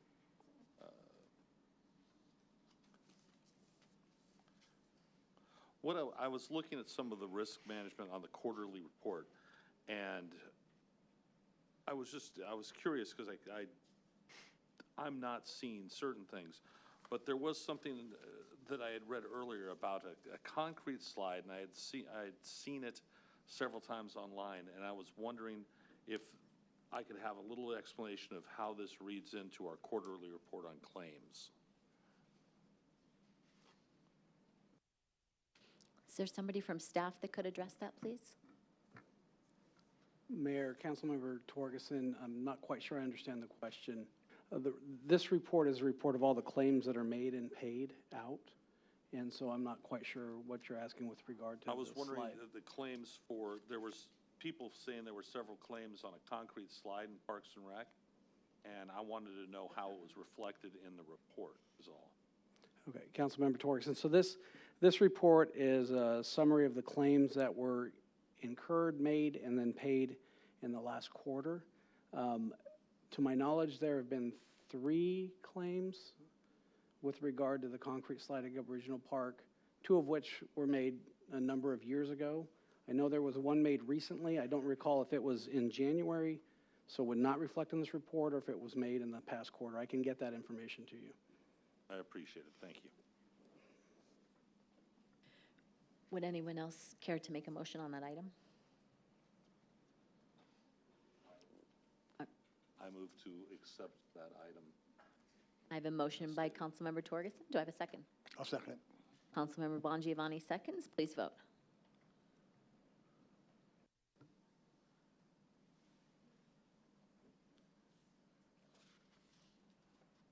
Motion passes 7-0.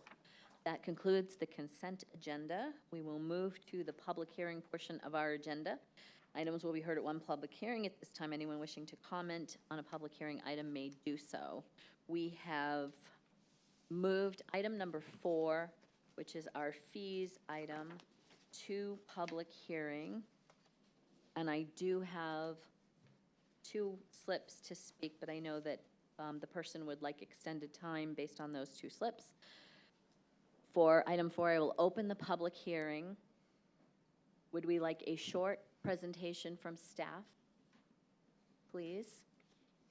Kelly Faust, Director of Budget Management. Is that the right title? Sorry. Yes, thank you. I just say budget all the time. Kelly, thank you. Thank you, Mayor and Council. Glad to be here tonight. I think several of the people to speak on this item, they could find a seat, hopefully. We've got a packed house tonight. We've talked about this item several times, so I'll be very brief, just give some overview information. This is our system development fees, which are impact fees or growth-related fees. Tonight is discussing the land use assumptions and the infrastructure improvement plan. So the growth we expect in the town and the infrastructure we need to be able to build in order to serve growth. These fees do have to be updated every 5 years according to state statute, and this is the 5 years, so we are required to go through this process at this time. These are paid by new commercial and residential development. They are not paid by any of our existing residents or businesses. It's only a growth-related fee. The timeline, we started in September with the notice of intention. We've been working with our we've been working with our stakeholders to be able to get their feedback and revise the study, which is what you have in your packet tonight. We do appreciate council's indulging us in helping continue this item from the planned January meeting so that we could get additional stakeholder feedback in time with them. We were able to meet with our Chamber Public Policy Committee, the Home Builders Association and the Multifamily Association. You'll remember that the Gilbert Chamber did provide a letter of support for the system development fee update with the knowledge that they have never delightful to increase fees, but they know the importance of the infrastructure for our community. Notable changes since the November meeting, we updated the projects to the most current cost estimates and then reduced the inflation assumptions to the 3% per year for the future years. Provided more detail on park, police, fire, and intersection projects. We removed topaz costs from the police and fire system development fees. And then on the traffic signals, state statute would allow 18. We chose to only include 10 as we're working to make sure we provide just what's needed in the study for the 10-year period. So on this chart, you can see the current rates on the far left. In the middle is what the fees were proposed to be at the November 28th meeting. And then after that stakeholder feedback, you can see that they have decreased somewhat over that period of time. Similar on the commercial side, although commercial has many variables, square foot size, the type of meter, and if it's office, industrial, or other types of uses, there's different amounts for the fees, so it's harder to compare apples to apples on those. A lot of the increase over this period of time is related to construction costs. So with the Arizona Department of Transportation, they track construction cost increases. The last study went into place in about July of 2019, and so you can see, or July of 2018, fiscal 19. During that period of time, it shows an 88% increase. If you were to do the project at that time versus now, 88% cost for the same project. So in our study, if we were to do the same types of infrastructure we planned in the previous study, we would anticipate an 88% increase to do the same types of things that would be needed now.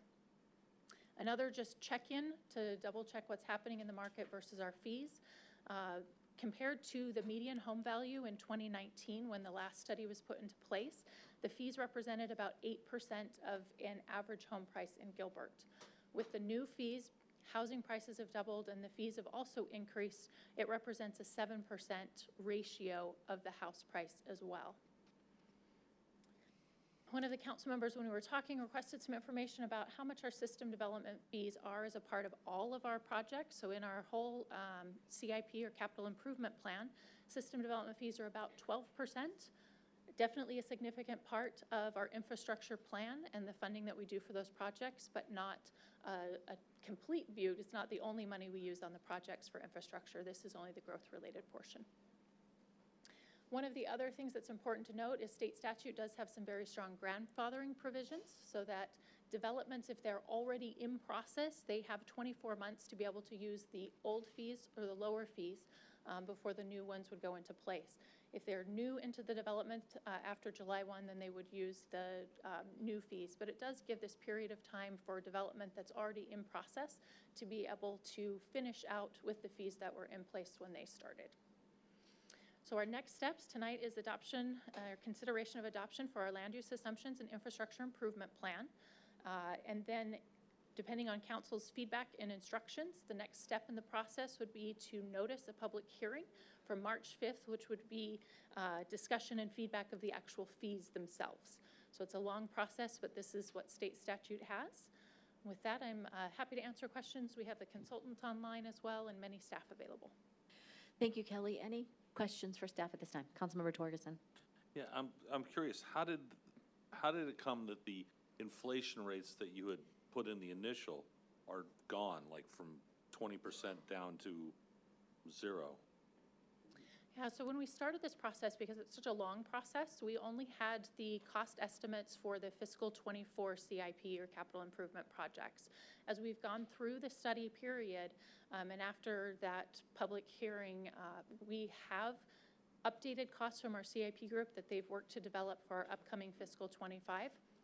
So instead of using the assumption based off what they were seeing in the market of a 20% overall increase, we switched out and used a project-by-project numbers for what they estimated for each individual project in current dollars, and then instead of using the dollars from last year's CIP. Okay, and then you said you went from 18 intersections down to 10.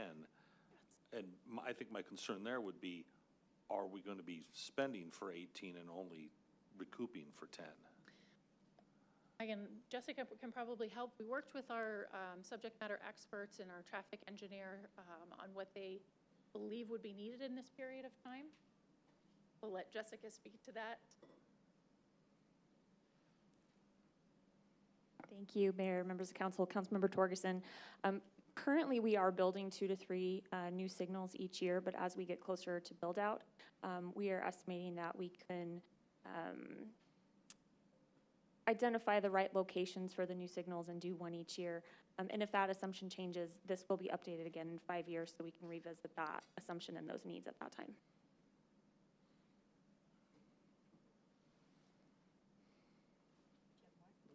I'm going to think on it a little bit. And Councilmember Kaprowski. Thank you for the update. I agree with the update that was made to bring all the construction costs to the 2025 projections and then the 3% inflation rate. I do have an issue with the reduction in the assumption for traffic signals from 18 to 10.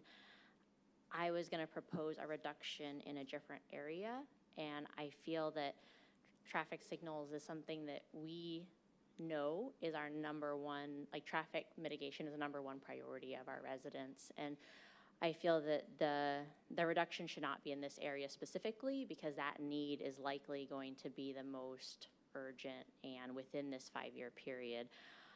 I do agree that I'm glad to see a reduction since the last time this was presented. And so I would propose to have the assumptions changed back to the full amount of traffic signals allowed, but then have a reduction in the same dollar value reflected under Parks and Recreation in the areas of aquatic facilities and the remaining portion from recreation centers, because I feel that in previous conversation, council has indicated aquatic center is not something that we fully support, and that a recreation center would be outside this 5-year window. Thank you, Councilmember. Comments? Councilmember Toke? Is this the time to make those comments or after public hearing? Would you like to ask Kelly anything or make any comments on anything, or do you want to hear public comment and then we can bring it back for discussion? Yeah, I'll wait. You'll wait, okay. Councilmember Torgerson? And just so I'm not confused here, when we've gone from 18 down to 10, but did the traffic signal base costs go up to 32 million in that from 17? Councilmember Torgerson, I don't know off the top of my head. I can look at that. I'm just not Fair familiar enough. off the top of my head. Any other questions for Kelly at this time? We can bring her back up after the public comment. Okay, thank you, Kelly. Thank you for that. And we will, I have 2 slips to speak, one from Brennan Ray and one from Madison Leak, and Madison has donated her time to Brennan. So Brennan, last time I gave you 5 minutes, so I'm going to give you 5 minutes again. So Brennan Ray, if you could introduce yourself, please. Please, Brennan, and you might want to lift it up towards you a little higher because, yeah, you're tall. You know, you figured you guys would get a podium that would raise up too, but that's okay. That's for 6'4" people like you or whatever you are, yeah. Yep. So good evening, Mayor, members of the council. Brennan Ray, 1850 North Central, here on behalf of the Home Builders Association of Central Arizona. First and foremost, I'd like to commend your staff for the expediency in which they've taken time to address some of our questions. Clearly, the last time we were here was November 28th, and that was right before the Christmas holiday. And I don't know about you all, but the development world kind of takes a break for the 2 weeks between Christmas and New Year's, which always makes it extremely challenging for work to get done. But nevertheless, we were able to have some good conversations with them. Staff provided us with their updated report. We provided them prior to, I think, a day or two before receiving their report. We had provided the town attorney's office with our kind of legal analysis of some of the concerns that we had based on that. And that resulted in the revisions that were before you. We haven't had an opportunity to run through everything in that a subsequent report. I do have a number of questions for it, but I thought I had a presentation somewhere that I can. Awesome, thank you. Hopefully this delay in time will not count against my 5 minutes. But be that as it may, we look forward for the opportunity to continue to work with staff and visit with them about some of the questions that we have. We're certainly grateful for the reduction in fees. However, with the change in the fees and looking at new numbers, new figures, trying to understand where that all comes from, has generated some additional questions that we believe are important to be asked. And so, perfect, thank you. You can see, and I've very purposefully, I'm not going to run through all the questions that are on the slide on your screens and for the public as well, but you can see as we go through and break down the various individual fee components of it, there are a number of questions, and we certainly look forward to the opportunity to be able to talk to staff about this. Obviously, as was mentioned, there are some legal considerations, the town attorney as well of this, but certainly from a state statute perspective, one of the balancing acts that must always be done is the benefit and the burden placed on new development versus a benefit that is conferred on existing development. And there is no bright line test for that, but that is nevertheless something that is relegated and regulated by state statute, as well as the recent state Supreme Court case against the town of Marana. The bonds, that's another issue. I won't go into it in the interest of time, but there's statutory requirements based on what funds can be used to pay for existing bonds and infrastructure, and we still need some additional things. I believe that when you guys look at this and adopt it, there are some additional policy considerations that need to be made. As you look on this, I put a summary of them, but the bottom line is Gilbert, if this proposed fee goes through, would become the highest in the Phoenix metro region. And that may just be where everyone else is going as they update their fees, because not only does the town bear the burden of inflated costs, the home builders, developers, everybody shoulders that burden of inflated costs. And nevertheless, in a desire to remain in a competitive environment, it's certainly something to consider looking at the increase of fees and stuff like that. And I can go into more, but you've had an opportunity to stare at that. So, practical considerations. If we look at this, and this is for Arizona specifically, not specific to Gilbert, but if we look on some practical consideration for raising fees, and this is taken, you can see there from the Federal Reserve economic data, you can see that over the course of really since 2010, where wages and home prices were pretty much consistent. We saw home prices dip. But you see there, the green line is the wage line increase. And wages have only increased 41%. Yet you see an increase in the home prices of 157%. And so when we look at that and add these fees up, the total fees, and that includes not only police, fire, signals, roads, and parks, but that throws in the meter fees as well, and you can see the very delineation. You can see the impact, and I did this math myself on mortgage calculator, so if there's any errors in it, I blame it on the website and using that to determine the true impact of what this fee that you choose to adopt today is on future homeowners and where those costs are passed through. Because I mentioned at the last hearing, it is a line item pass-through cost that goes to the ultimate price of the home.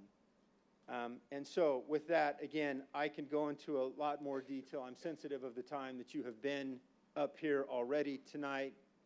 And again, we know that you all might take an action tonight, but know that the action that you take, we still plan on following up with staff. And I actually had a conversation with the town attorney today that if, when we go through this additional grind and turn on it, if there are some changes that need to be made, why we might be able to do that through a subsequent amendment, because I know the timing of getting these fees adopted is important to staff, it's important to you all, and we certainly don't want to derail that, but want an opportunity for more time to digest this.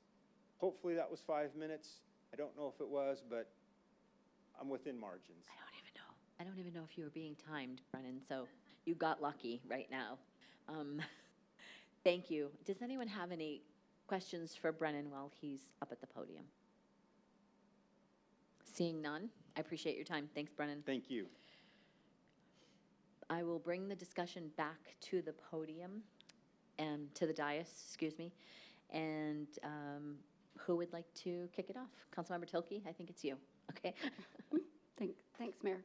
I want to start out by just sharing some appreciation to the stakeholders for coming forward and our staff for working together and reevaluating the assumptions that we first received in the first draft. Before I have my statement, I guess I need to ask Kelly a question, sorry, the more I thought about it. And Council Member Kaprowski mentioned the difference between 10 and 18 of the traffic signals. My question is, are we moving out 8 of the traffic signals beyond the time limit for this SDF, or are we not charging those 8 signals for system development fees because they're not related to growth? I'm just trying to figure out why it disappeared. Sure, Mayor, Councilmember Tilke. In the calculations of this study, only 10 signals would be used. The 8 or the 10 that we would build would be based on which ones meet the traffic warrants first. So there is a list of the 18 signals in there. We believe that those will be the most likely ones. If there was a change from that list, then we would need to do a minor amendment to be able to switch out a project. We've done something similar on a water project in the past. It requires a council meeting and some public process. Okay.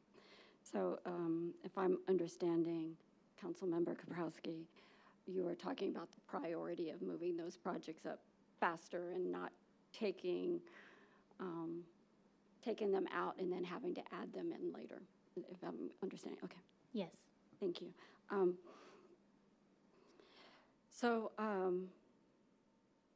That changes up my little statement I had here, so I'm trying to figure out how to put that in there. But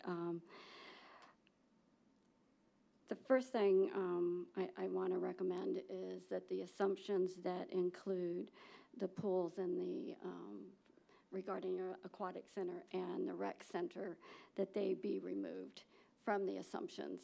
I feel that if they are included in our CIP for the future, that we could put them in without any dollar figures and have a discussion later. Saying that, I think this council has already said we're not getting in the aquatics business, and so maybe that's a good sign just to take that one out. The rec center wasn't probably vetted maybe as well that day, but I don't believe that we should be including that in our CIP at this point. It's 127 million, is that right? 120? So with the system development fee study, only 3,000 square feet would be allowed, so as related to growth related. So it is a smaller portion of the study, and then there would have to be discussion about what the full building would need to look like. Yeah, but I think when we got during our workshop, the two projects were about 127 million, is that right?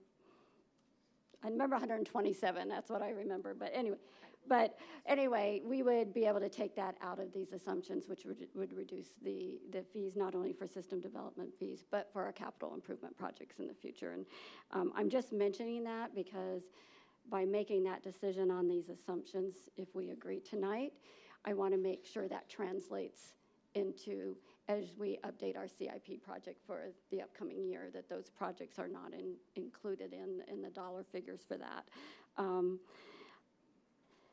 Before we get back to the traffic signals and adding that back in, so the reductions that I just mentioned and the adjustments that were made after stakeholder input was a reduction of 20%, or 8,513, if I did my math right.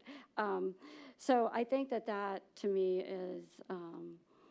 is actually what we want when we get citizen input and we can make adjustments that still provide the service that our community deserves. I think that I do appreciate Mr. Brennan's comments about the cost to a brand new homeowner.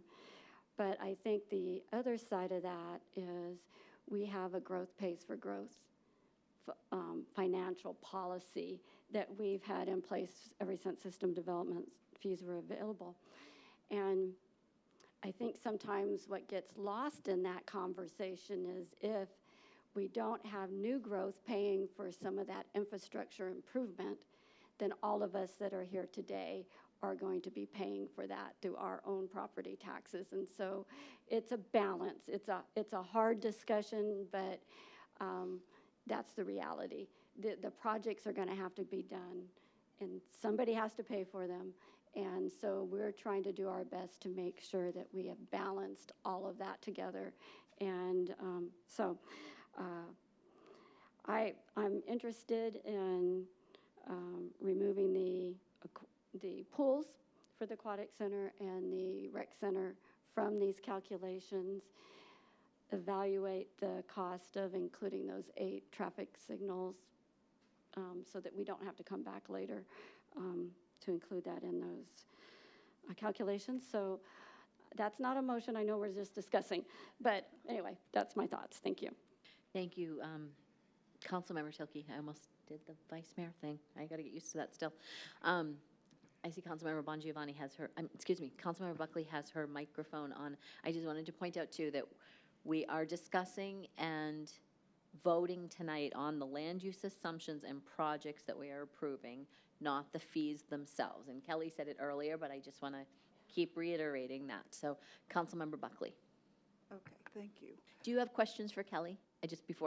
Okay. Well, I do, I believe, well, I have a question that Mr. Brennan had brought up earlier. Did I say that correct?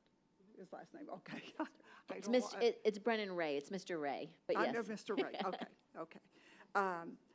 I just had, it's really discussion. What I'm going to ask about the question to Kelly first, and that is, you know, on removing the pools, and you and I chatted about this briefly or earlier. If we remove the pools in the aquatic center and the rec center, if we remove that completely, do we have to go through a new process if, let's say, 5 years from now, and the economy is really good and everything is going well? I want to somehow make sure that we can bring those back and discuss them again if, you know, if they're not going to be approved tonight. And if you remove the amount. So is there a way to do that, that we can remove the amount, but yet leave them in there for future discussion? Councilmember Buckley, if we remove it from the study, the council could still choose to build a pool or not in the future, but there couldn't be any system development fee or growth-related money that would go towards the project. If council reevaluated and decided that they wanted growth to be able to pay a portion, then we can update the study. We have to do it in 5 years. We could do it sooner than that. If council gave direction to say, we do want to build a pool and we want growth to pay for it. And we could just update the parks portion mid-cycle, not all of them, at council's direction. So those are possibilities that are still open. Okay, so if we do remove them, then there is a way that we could bring them back without having to do a full study again.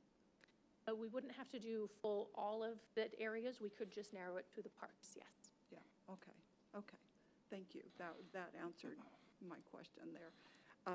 And I'm not sure when,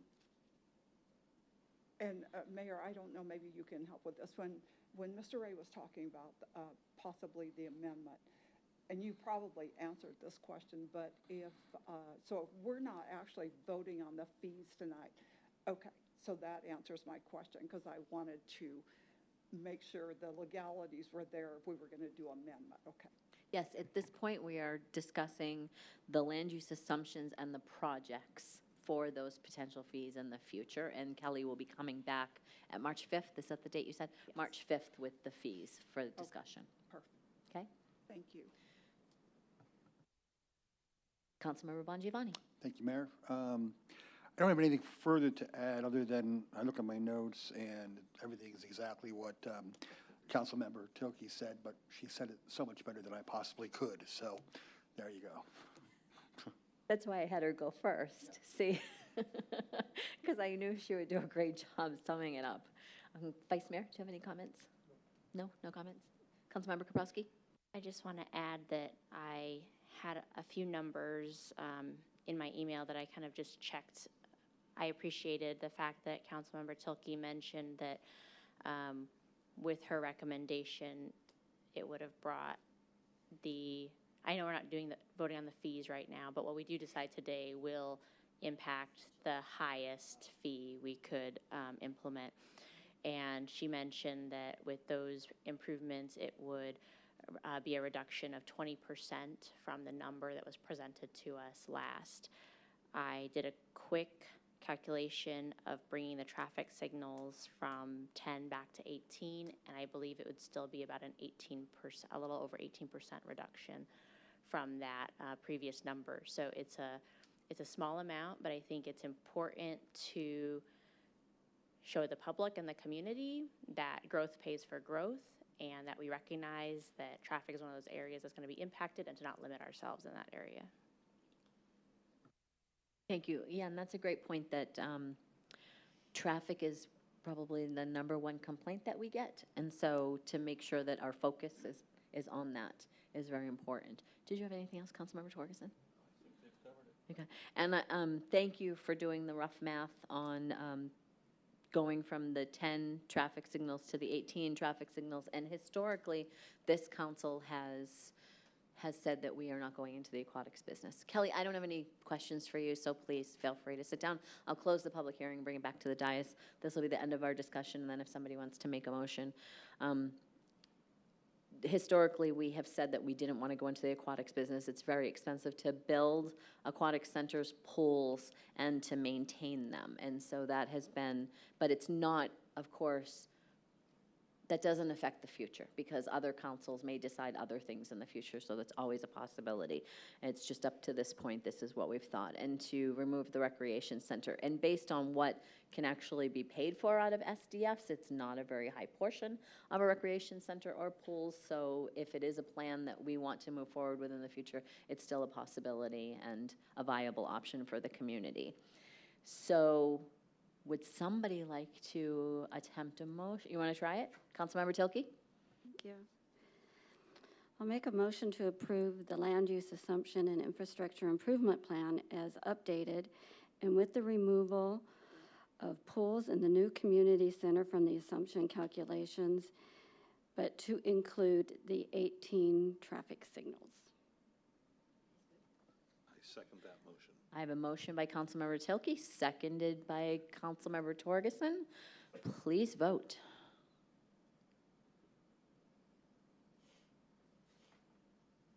Motion passes 7-0. Thank you to the stakeholders and to everybody that's been involved in this conversation. Mr. Ray and your group, and I know that you will continue to be involved as we move forward with this. Our next item on our public hearing agenda is a liquor license. So I will open the public hearing on that item. I don't think anybody needs a presentation. Close the public hearing. Would someone like to make a motion on that, please? So moved. I have a motion by Councilmember Tilkey.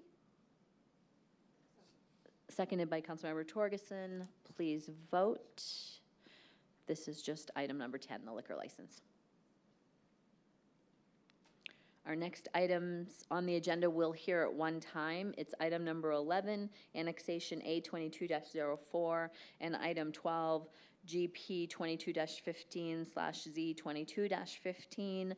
Both of these items have been requested to be continued to the February 6th, 2024 meeting. I will open the public hearing on them. We have requested that our planning department make a short presentation for us on this item. And I see Sal and Kyle Maris. Sal, is this your first time presenting to the council, or did you present one other time? I believe this may be my second time. Your second time? Yeah. Okay, thank you. It's all yours. Thank you. Mayor, Council, good evening. This item, these three items, the annexation, the general plan, and the rezoning application, have all been requested by the applicant to be continued to the February 6th meeting. So at the February 6th meeting, the council will hold a formal public hearing and make the determination on the agenda items at that time. Sal is here, as the mayor mentioned, to give a background on the project, so you have a little more background and foundation as we move forward tonight and then into the meeting on February 6th. Again, Sal will give a presentation, and we'll be here if you have any questions or comments for us. Thanks. Thank you, Kyle. And for the audience sake, we don't typically do a presentation when we have a request for a continuance, but I thought because of the topic that we're discussing, it would be better for the public if we did a short presentation. So, Sal, I appreciate you being ready to jump in for this tonight. Absolutely, guys, and thank you. Alrighty. So first of all, I just want to say good evening to you all, Mayor and Council. It's good to see you all again. And as Kyle mentioned, the project we'll be looking at is a trident of applications. It's going to be the annexation, general plan amendment, as well as the rezoning for the property. So looking at the site itself, the property is located at the southeast corner of Lindsay Road and Lexington Street. The gross area of the parcel is 2.7 acres and is just east of Rivulon.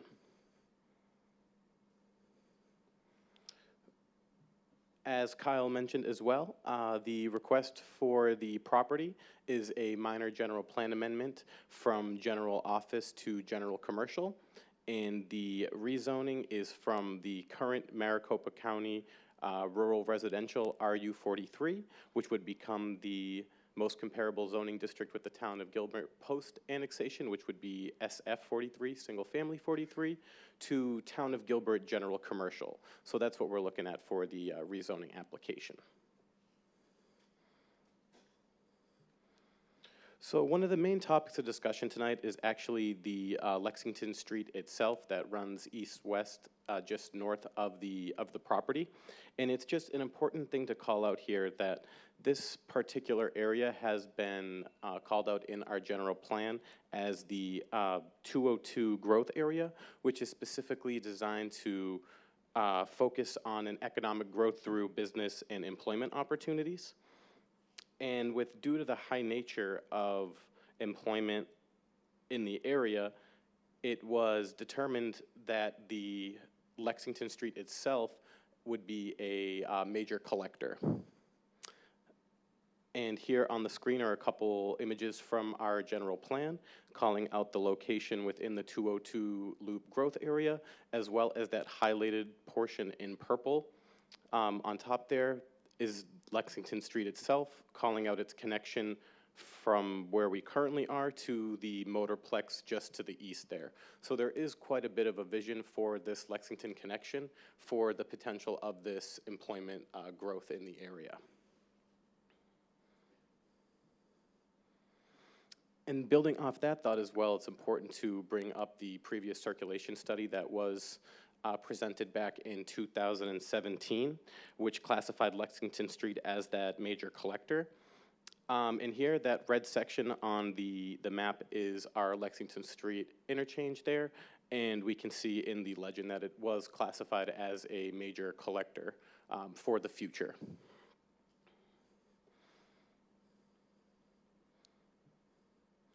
So just wrapping everything up here, but pulling all the pieces in together, you can see on the map our parcel shown with the proposed right-of-way of the 40 feet.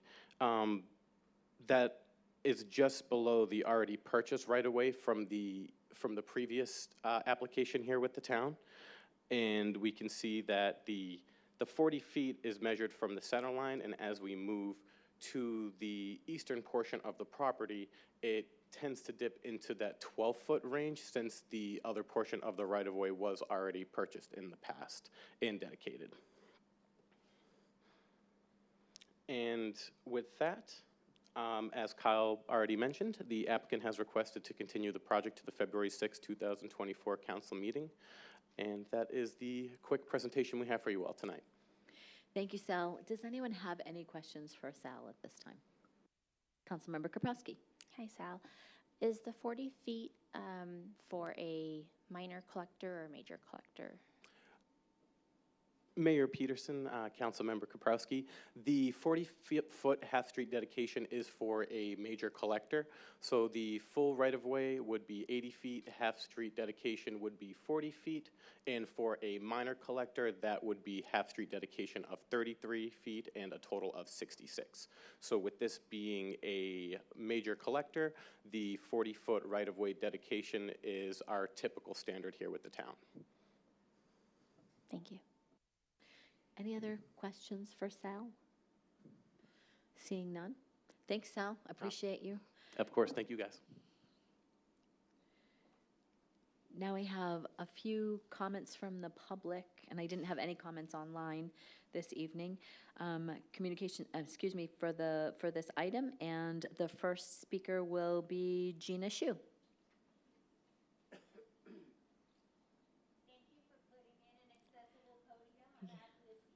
Me too, Gina. I don't think I've seen that before. I've been here many years and I've never seen it, so thank you very much. First and foremost, before I move on to my personal matters, I would like to take a moment to think about the family of Preston Lord and the family and the friends and how they have been impacted by this huge tragedy.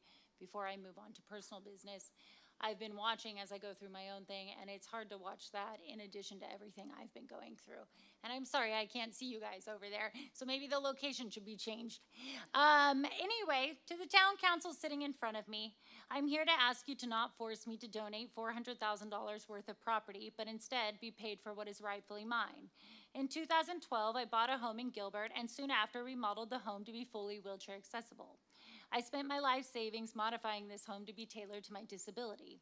Just 6 years later, the town of Gilbert came to me and requested to buy some land around me so they could expand, as you can see. The new Lindsay exit was going to dump traffic right at my property, and the new Lexington Road was going to be merely feet from my front door, making my home uninhabitable. There really was no way of stopping development, so I agreed to sell the land around me. Shortly after the town bought the land, they approached me about the fact that they would need to spend funds to build an access road to my home and asked if I would tear down my home and in exchange for commercial zoning. In order to make up for the loss of my home, I agreed to do so. I tore down my home in shortly 3 weeks, in just 3 weeks, with your construction company, and I spent $40,000. Over a year and a half ago, I started those proceedings to rezone, and I found out that I was going to have to donate $400,000 worth of land through a right-of-way dedication. Dedication, as in give it to you for free. This has been extremely challenging for me because this will greatly diminish the value of my property and I get nothing from it. The town is basing this off a claim that I'm a developer. The town is basing this off of the fact that I am seeking to rezone. I am responsible for paying for the town's infrastructure. I'm not a developer. I've never developed anything. I am a resident who was pushed out of my home that I love dearly, and now I'm being punished for it. The most condemning part of all of it, though, is the report that you are using to base this ROW off of is from before you bought land from me. A year before you bought land from me, you knew you were going to do this. The reason why you guys didn't do the right thing from the beginning is that property line from that ROW would have gone through my house. You would have had to pay me for my home, and you would have had to pay me to tear it down. But instead, I was manipulated into doing so, and I fell for it. I'm asking you to pay me for what's rightfully mine. And what this whole major thing, major collector, there's no term for major collector. It's a future collector. You guys could be taking 33 feet, but you're taking the maximum. I just can't believe this is happening, and I'm just asking to be paid for my land. I'm a resident. I shouldn't be paying for your infrastructure. Thank you. Thank you, Gina. Folks, I know that you're here to support Gina. We don't accept applause during the town council meetings. We have it listed in our public hearing decorum and everything, so I appreciate that. Crystal Medeiros would be the next speaker, please.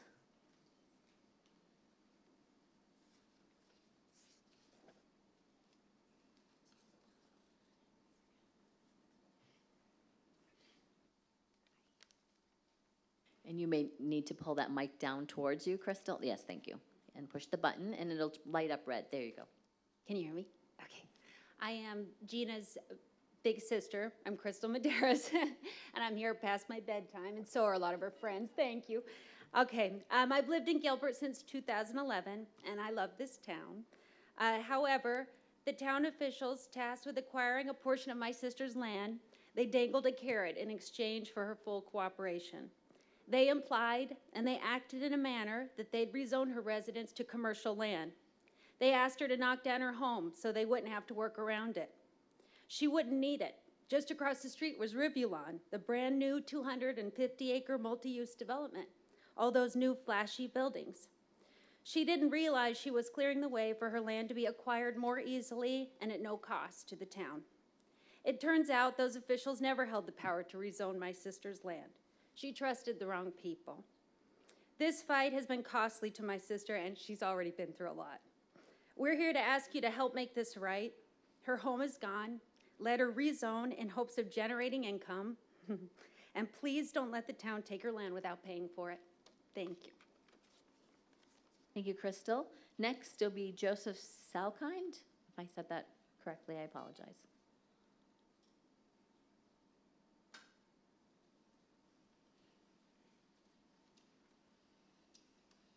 Just like to say thank you for letting me speak, and I don't envy your jobs. Thank you, Joseph. Very tough. Can we maybe hand Joseph the mic so it's closer to him? It's very, that it's better? difficult to hear you, and I Is just that want to make better? sure we can, perfect, that's perfect. And can you Okay. shut the other mic off too, please? Thank you. Thank you. I don't think I need to regurgitate all the information that Gina and her sister just gave. It's pretty obvious. But being disabled and having investing that much money into a home, then to do the same thing today would be astronomical. And all she's asking for is to be paid fair market value for her house that's being taken. You know, the way you look at a society itself, you know, I think Mahatma Gandhi said this, that how we treat our most vulnerable is how we judge a society. And being one of those most vulnerable, it just bothers me to think this town would, one, manipulate somebody into giving their property away. So that kind of saddens me a little bit, and I'm hoping that now that this is brought to your attention, that you guys will look into it and take care of it. Thank you. Thanks, Joseph. Appreciate your time. I'll go ahead and close the public hearing. I don't have any other slips for anyone to speak. I'll go ahead and close the public hearing and bring it back to the dais. The case in front of us this evening has been requested to be continued to February 6th, 2024, for the annexation and for the GP and zoning. And I would ask for two separate motions for that, please. One for the annexation and one for the GPZ. If anybody would like to make one. I'll give it a try. Thank you. I'd like to make a motion to continue item number 11, annexation A2204, to February 6th. A second.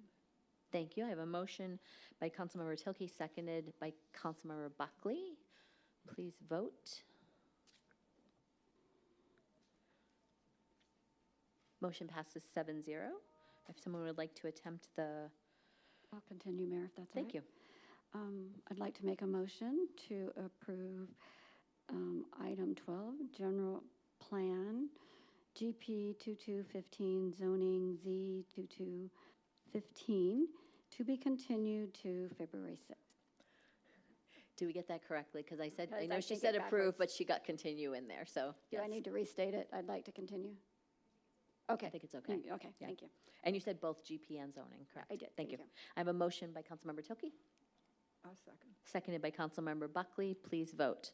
Just want to make sure for the record that we have it correct. Thank you. Both motions pass. We will hear this case again at the February 6th, 2024 meeting. Thank you. Thanks, Gina. Moving on to, that ends our public hearing portion of our agenda. Moving on to our administrative items, we have a discussion and possible action related to the status update from the Council Subcommittee on Teen Violence. Vice Mayor, would you like to take that? Yes, thank you, Mayor. I want to give just a few brief comments, and I think I'll ask the two committee members if they would like to make some comments. Also, I know Council Member Bongiovanni has some. I'm a little bit bothered that there was an insinuation that anybody was frozen out of this committee. We heard from the citizens quite loudly in the previous council meeting that we needed to take action. And it's been our intent all along for this to eventually end up at probably a larger task force, but we needed to take some action now, and thus the creation of this subcommittee. And we've had our first committee meeting, and we do have some actionable items. I don't know if we want to do anything with them tonight, but we haven't set our second meeting yet because we wanted to ask the council how they felt if we were to change the venue and change the time. The meeting that we had previously was 3 to 5 in the afternoon. I know that's difficult for people to attend, so we're talking about a different time and maybe a different place where we can actually go out into the community, so that's something we should think about. But just an example of some of the things I wrote down after attending the town hall last night, it confirms some of the ideas that we heard at the subcommittee meeting, and we felt very good about some of the actions that we think that we can take. And some of those were mentioned last night, and we've talked about them previously. especially about parental support and teacher support, both discussed last night, and we have some thoughts about the importance of both of those, and also schools and getting them involved, as well as with the local government. We may need to look at some policy changes, but those are actionable items, which is what we didn't want to just be a listing group. We wanted to have actionable items, and that's why I think these are important. I've even had one suggestion from a parent that we establish an East Valley Youth Safety Group similar to the East Valley Partnership that is organized for businesses. Only this group would be made up of school representatives, the police, town representatives, kids, and parent representatives, which could be very successful. I think that's something we can consider. But the most important thing that we're really wanting to let the council know about tonight as an actionable item is the survey of students, and I'm going to ask Councilmember Bongiovanni to pick up on that and talk about that. Thank you, Vice Mayor. I have a comment first. Every woman on this dais cares about teen violence, and they all have valuable ideas to share. And I look forward to seeing them in future events. It bothers me that the comment was made because I am married to the strongest woman on this planet, and she has to be just to put up with me. I'm reminded daily of the value and the powerful perspective of a woman's voice. Here's how I decided to approach other council members. I served with Kathy on a subcommittee before. I served with Young on the dementia-friendly initiative. I'm looking forward to working with the mayor and with Bobby on future subcommittees. I didn't approach this based on sex or political reasons. I approached it based on a round robin and expediency. And we've gotten a lot done in this past week that I don't think a task force could get done in a week. This may eventually go to a task force, and that's what some of our discussions have been about. But I'd like to share with you our 5 ideas and what has been done in this past week. One is schools. We have no oversight of schools whatsoever. We have to get their permission to interact and do things with them. As Vice Mayor mentioned, we are asking the town to hire a company to come up with a survey around teen violence, around their experiences, because we haven't heard from the kids. And that's the audience that we need to hear from. Within this past week, within the last 7 days, I've met with Superintendent of Gilbert, met with the Superintendent of Chandler, and I'm meeting with the Superintendent of Higley tomorrow to get permission to do a survey with them, because we need parental permission for a student to take a test or take a survey. We can't just walk into a school that we don't oversee and say, you're all going to be taking a survey. Can't do that. Number 2, legislation, like the Vice Mayor mentioned. I spoke with Senator Kavanaugh's office this morning. He will be putting in a bill on the ban of brass knuckles within the next week or 2. I started a website petition today, nobrassknuckles.org, to sign up for that petition so we can give them to some senators and representatives, because I've spoken to some senators and representatives in the past week, and their concern was it may not pass. So I want to put some grassroots pressure on them to understand how important this is and why it needs to pass. Community. We spoke about working with volunteers, churches, and organizations to create or expand a mentorship program to help these broken teens so they can see some positive role models. I've spoken to Big Brother, Big Sister, and some other organizations, and we will further take a look at other organizations that can help us with that. Businesses. One of our ideas were to investigate potential options with businesses that close to kids at 6 p.m.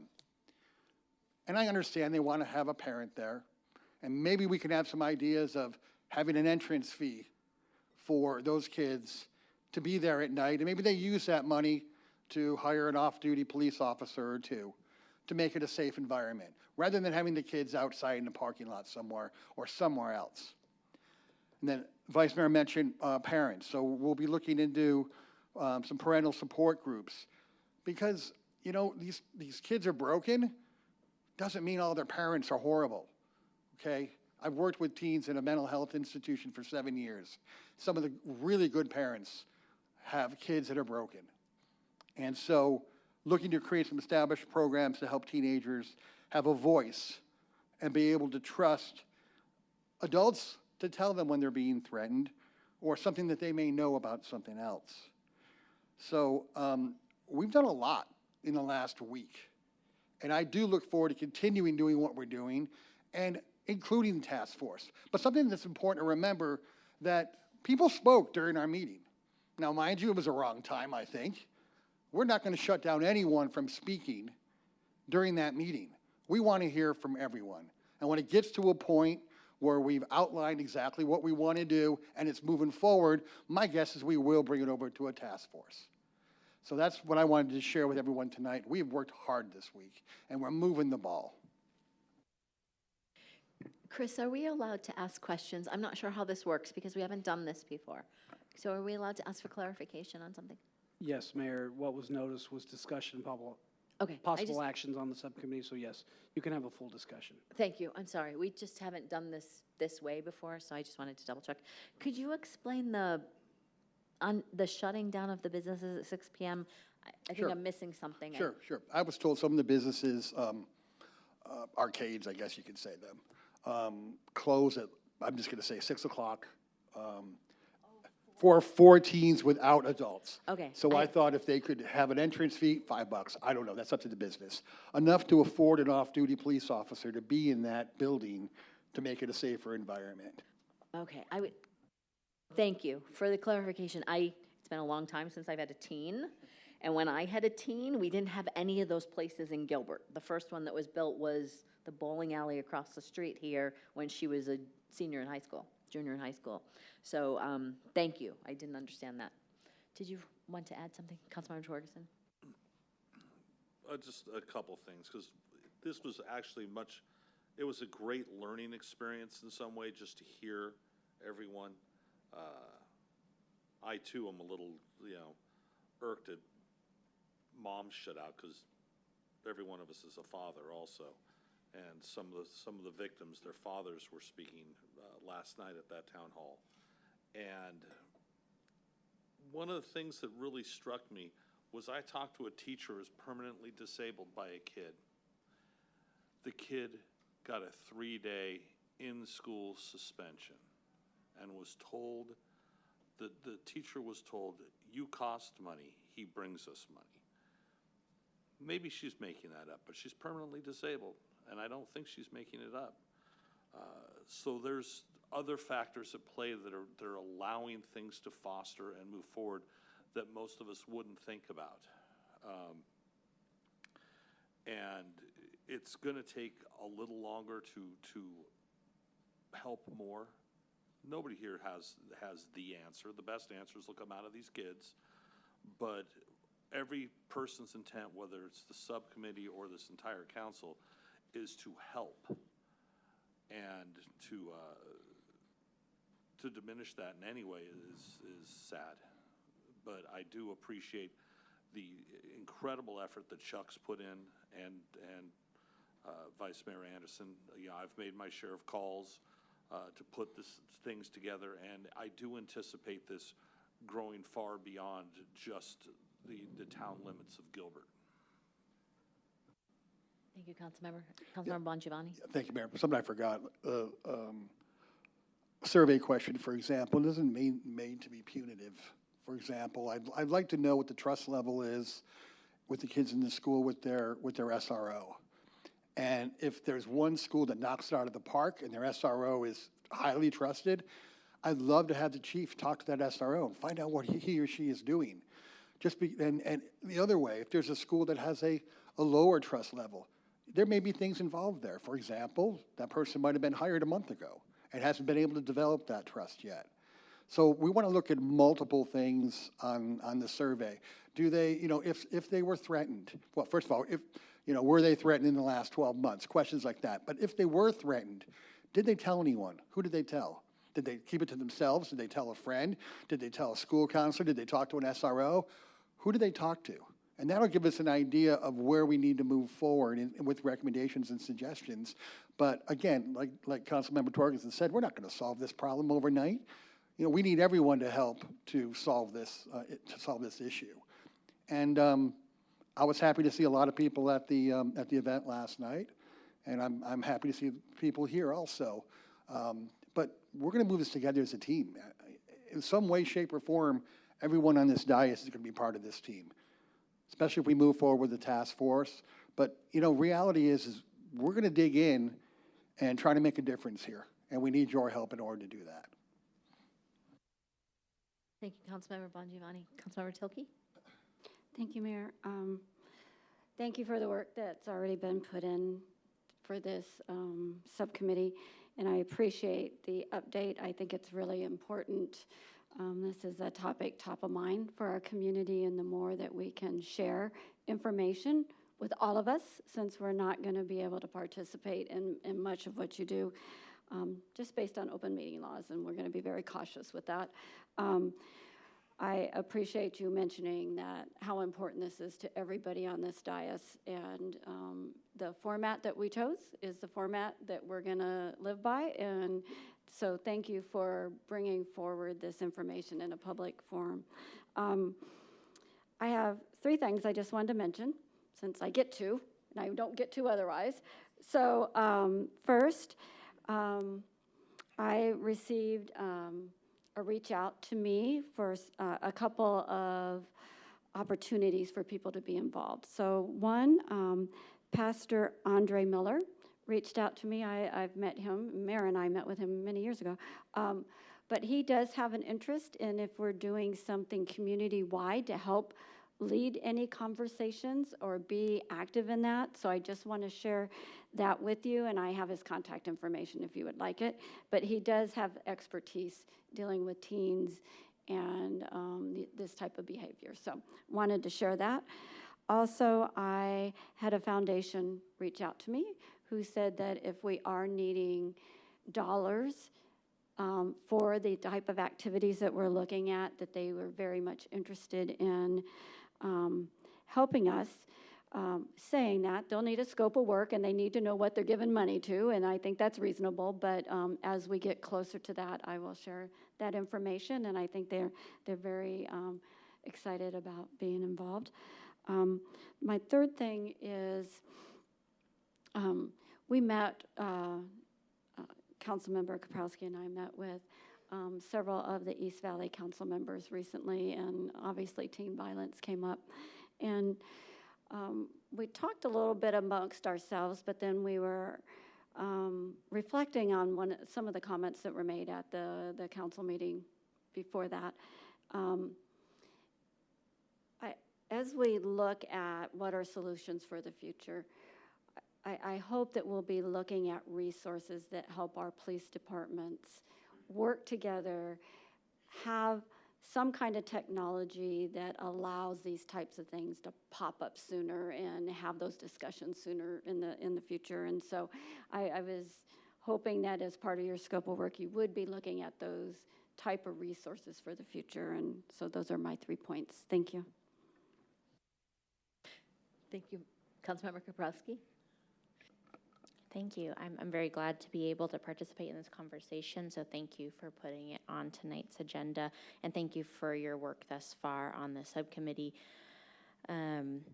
Chuck, you mentioned having support for parent groups, and in some discussions that with some others, it has been mentioned to me that there's also the potential for a more formal parent academy that would focus not only on violence, but on social media and substance abuse, and that there is an app available, the BARK app, that might support parents in that. So I think maybe just thinking about expanding that topic. I'm glad to hear you have involvement with the school districts. That's obviously very important.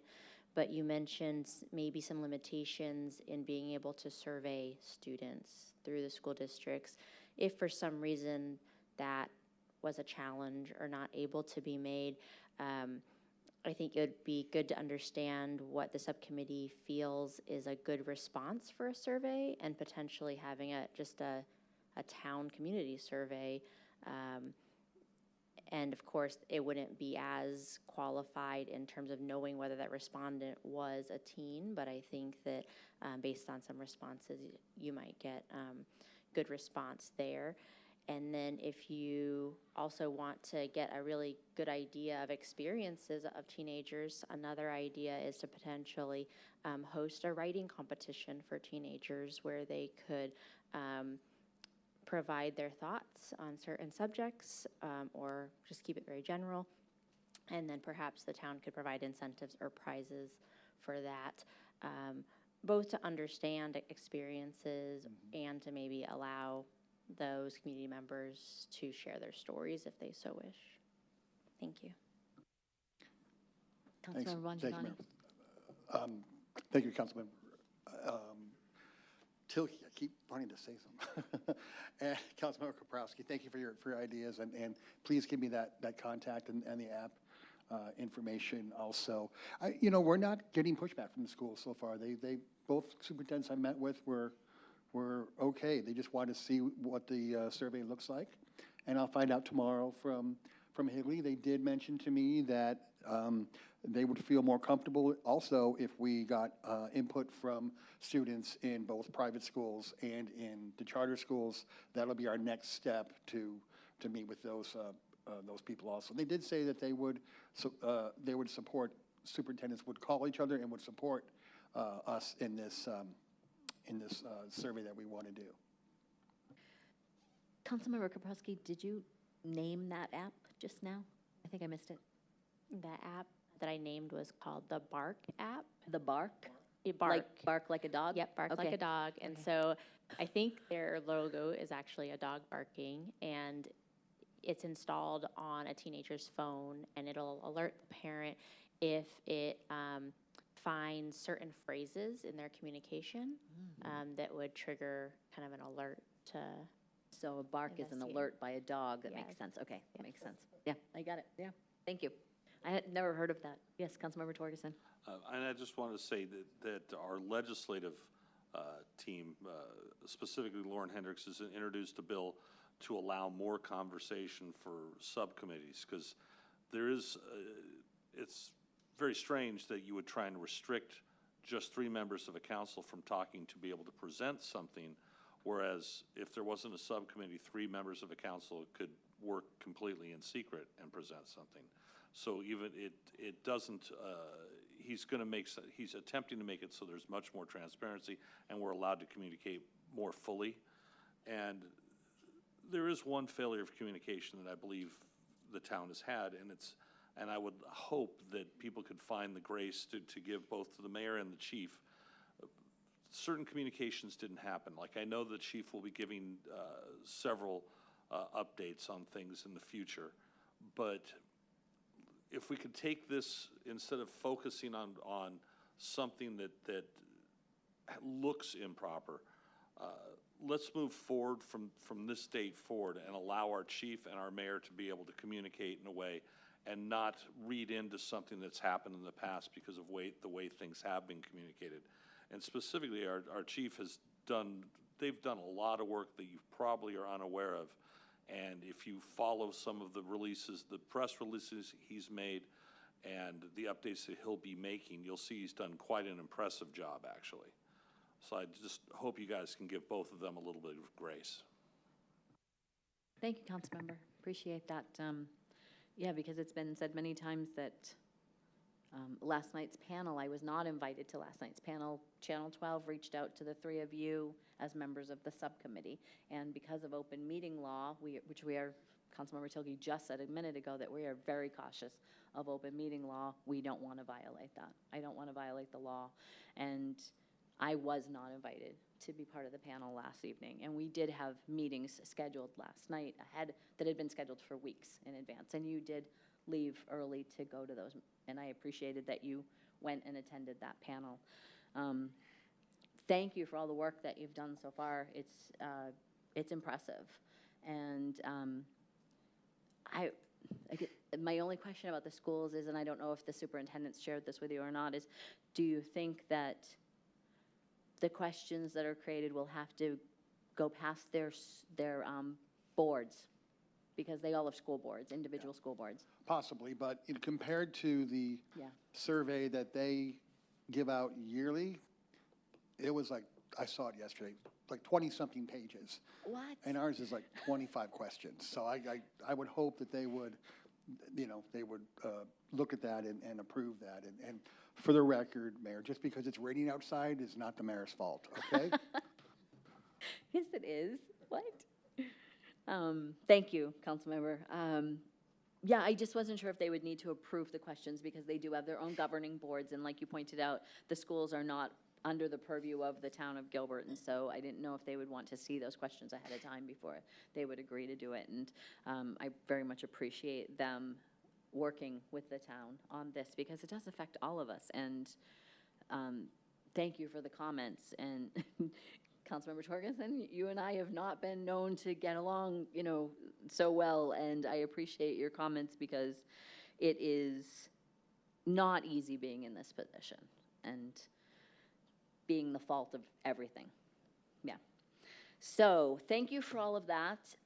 Do you need direction from, oh, sorry, Councilmember Buckley, you have your microphone on. Thank you. Scott beat me. Oh, Vice Mayor, did you want to say? I just wanted to ask how you all felt about us taking this on the road instead of doing this here in the council chambers. And thank you for addressing that because I actually was very uncomfortable with you sitting up here.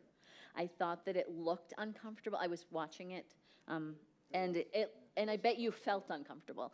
I would have thought it would have been more comfortable to be sitting down on the floor someplace that you could, and I think I even said that at the last meeting, someplace that it's easier to communicate.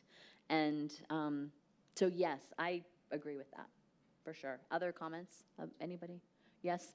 Councilmember Tilke said yes. Councilmember Kaprowski shaking her head. Councilmember Buckley, do you think that they should take it to different locations than just here in the council chambers? I do, yes, absolutely. And at different times of day, too. Different times of day, too. I think that goes hand in hand, yes. What else did you need from us for feedback for tonight? I think that's it. You've listened to the things we've been considering up to now.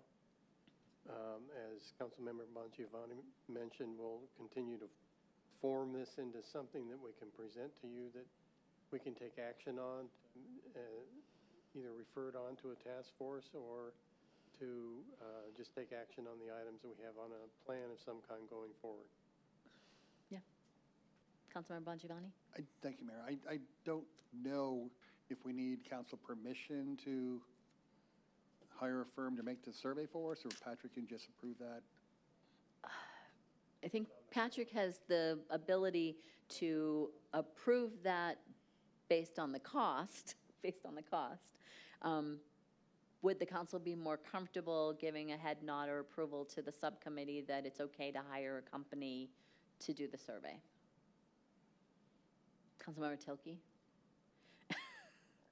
I know you're thinking, so I am, sorry. I just want to make sure that it's very transparent and that we don't get criticized later that you guys went off on your own. So in that particular vein, I think maybe it would be good to take an action and approve an expenditure. It's just that I have no idea what that is. And so I don't know if we should give not to exceed, or if it exceeds a certain amount, you have to come back. Maybe that's a better way. Do you have any idea, Councilmember Bongiovanni? I'm sure Patrick would, but we want to make sure it's statistically valid. Right. Yes. Which is the reason, yeah. Yeah. Absolutely. Patrick, do you have any idea what that cost might be? Has anybody had a chance to look into that? Mayor, members of the council, my spending authority, I don't think the contract that we would be looking for would exceed that. But in regards to the scope of work that we have them do, I think maybe that's something that it sounds like that's where the interest lies there. So whatever you decide to do there, just let us know and we'll work with the subcommittee and have them proceed accordingly. Councilmember Tilke, I can see you thinking again. I know you too well.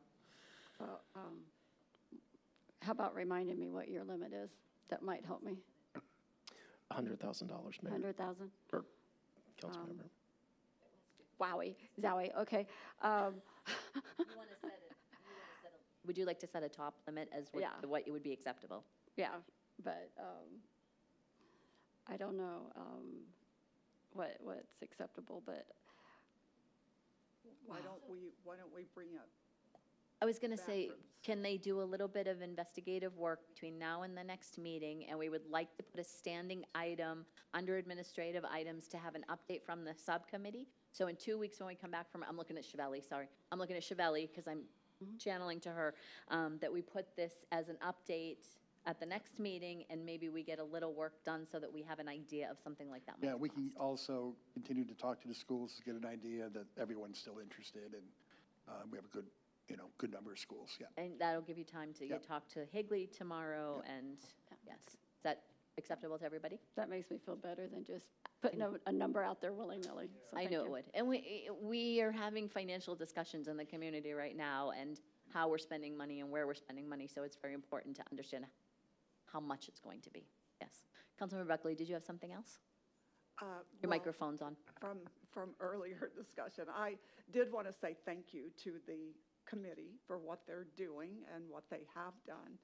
And they have done a lot, from all the information that Chuck has given. So I did want to bring up too, I did not, first of all, hopefully, I think some of you don't realize that, due to open meeting laws, and the mayor mentioned that earlier, but we cannot attend due to open meeting laws, because if there's more than 3 of us in the same area even, then we're violating the law. We're violating open meeting laws. So when you haven't seen me or Young or Kathy there or the mayor, it's because if you did see us there, then we're breaking a law by making a quorum, because a quorum is 4 people.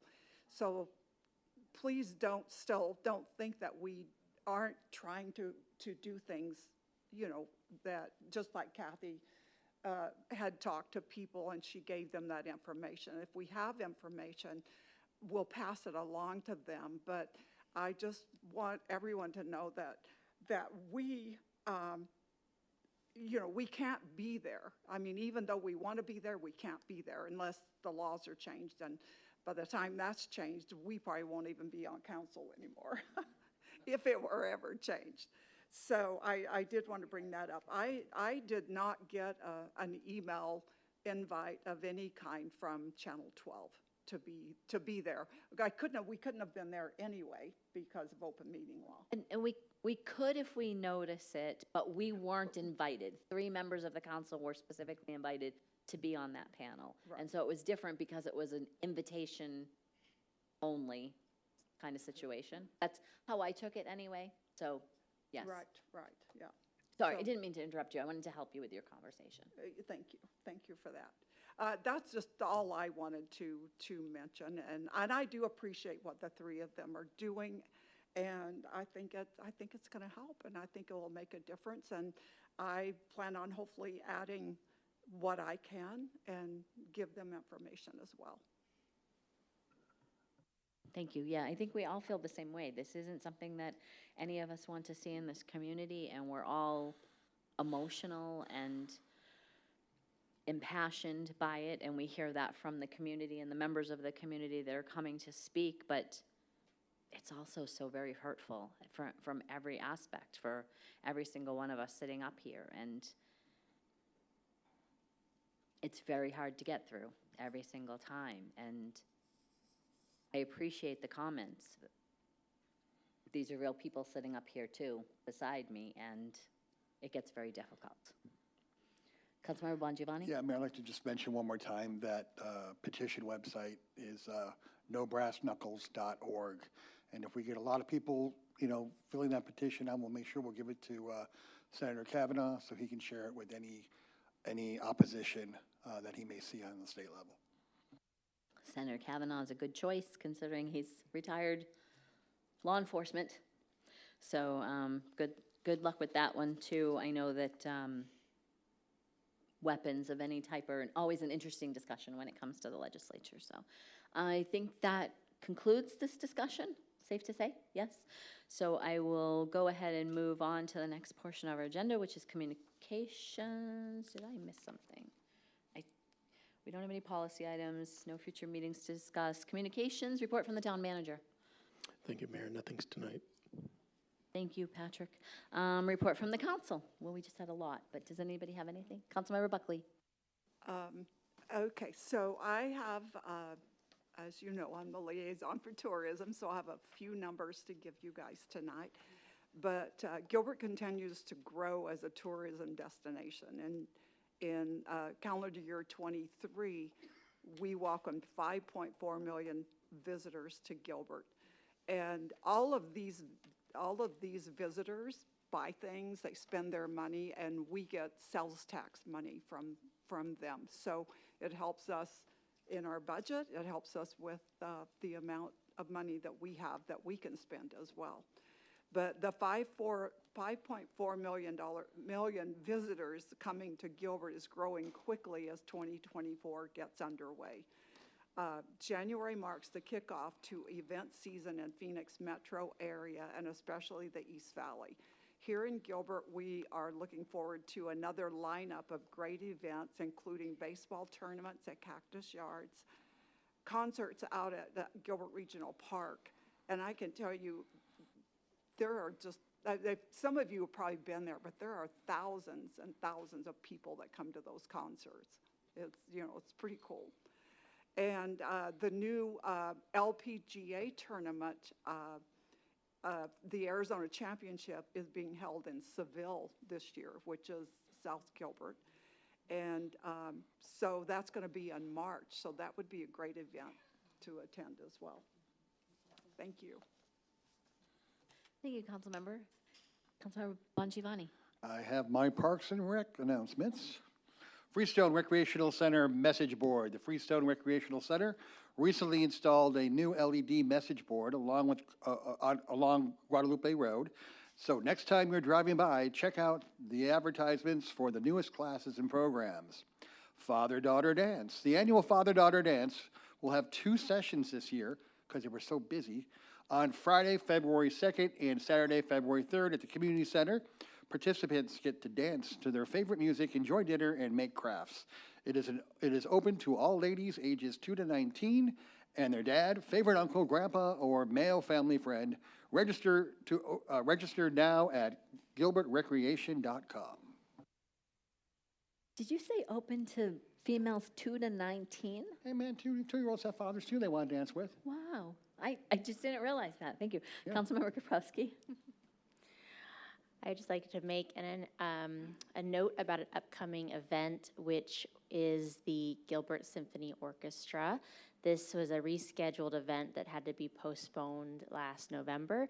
It has been rescheduled and will be performed on February 7th.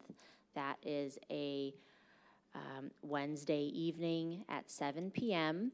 It'll be a belated 100th birthday celebration for the town of Gilbert at the Higley Center for Performing Arts.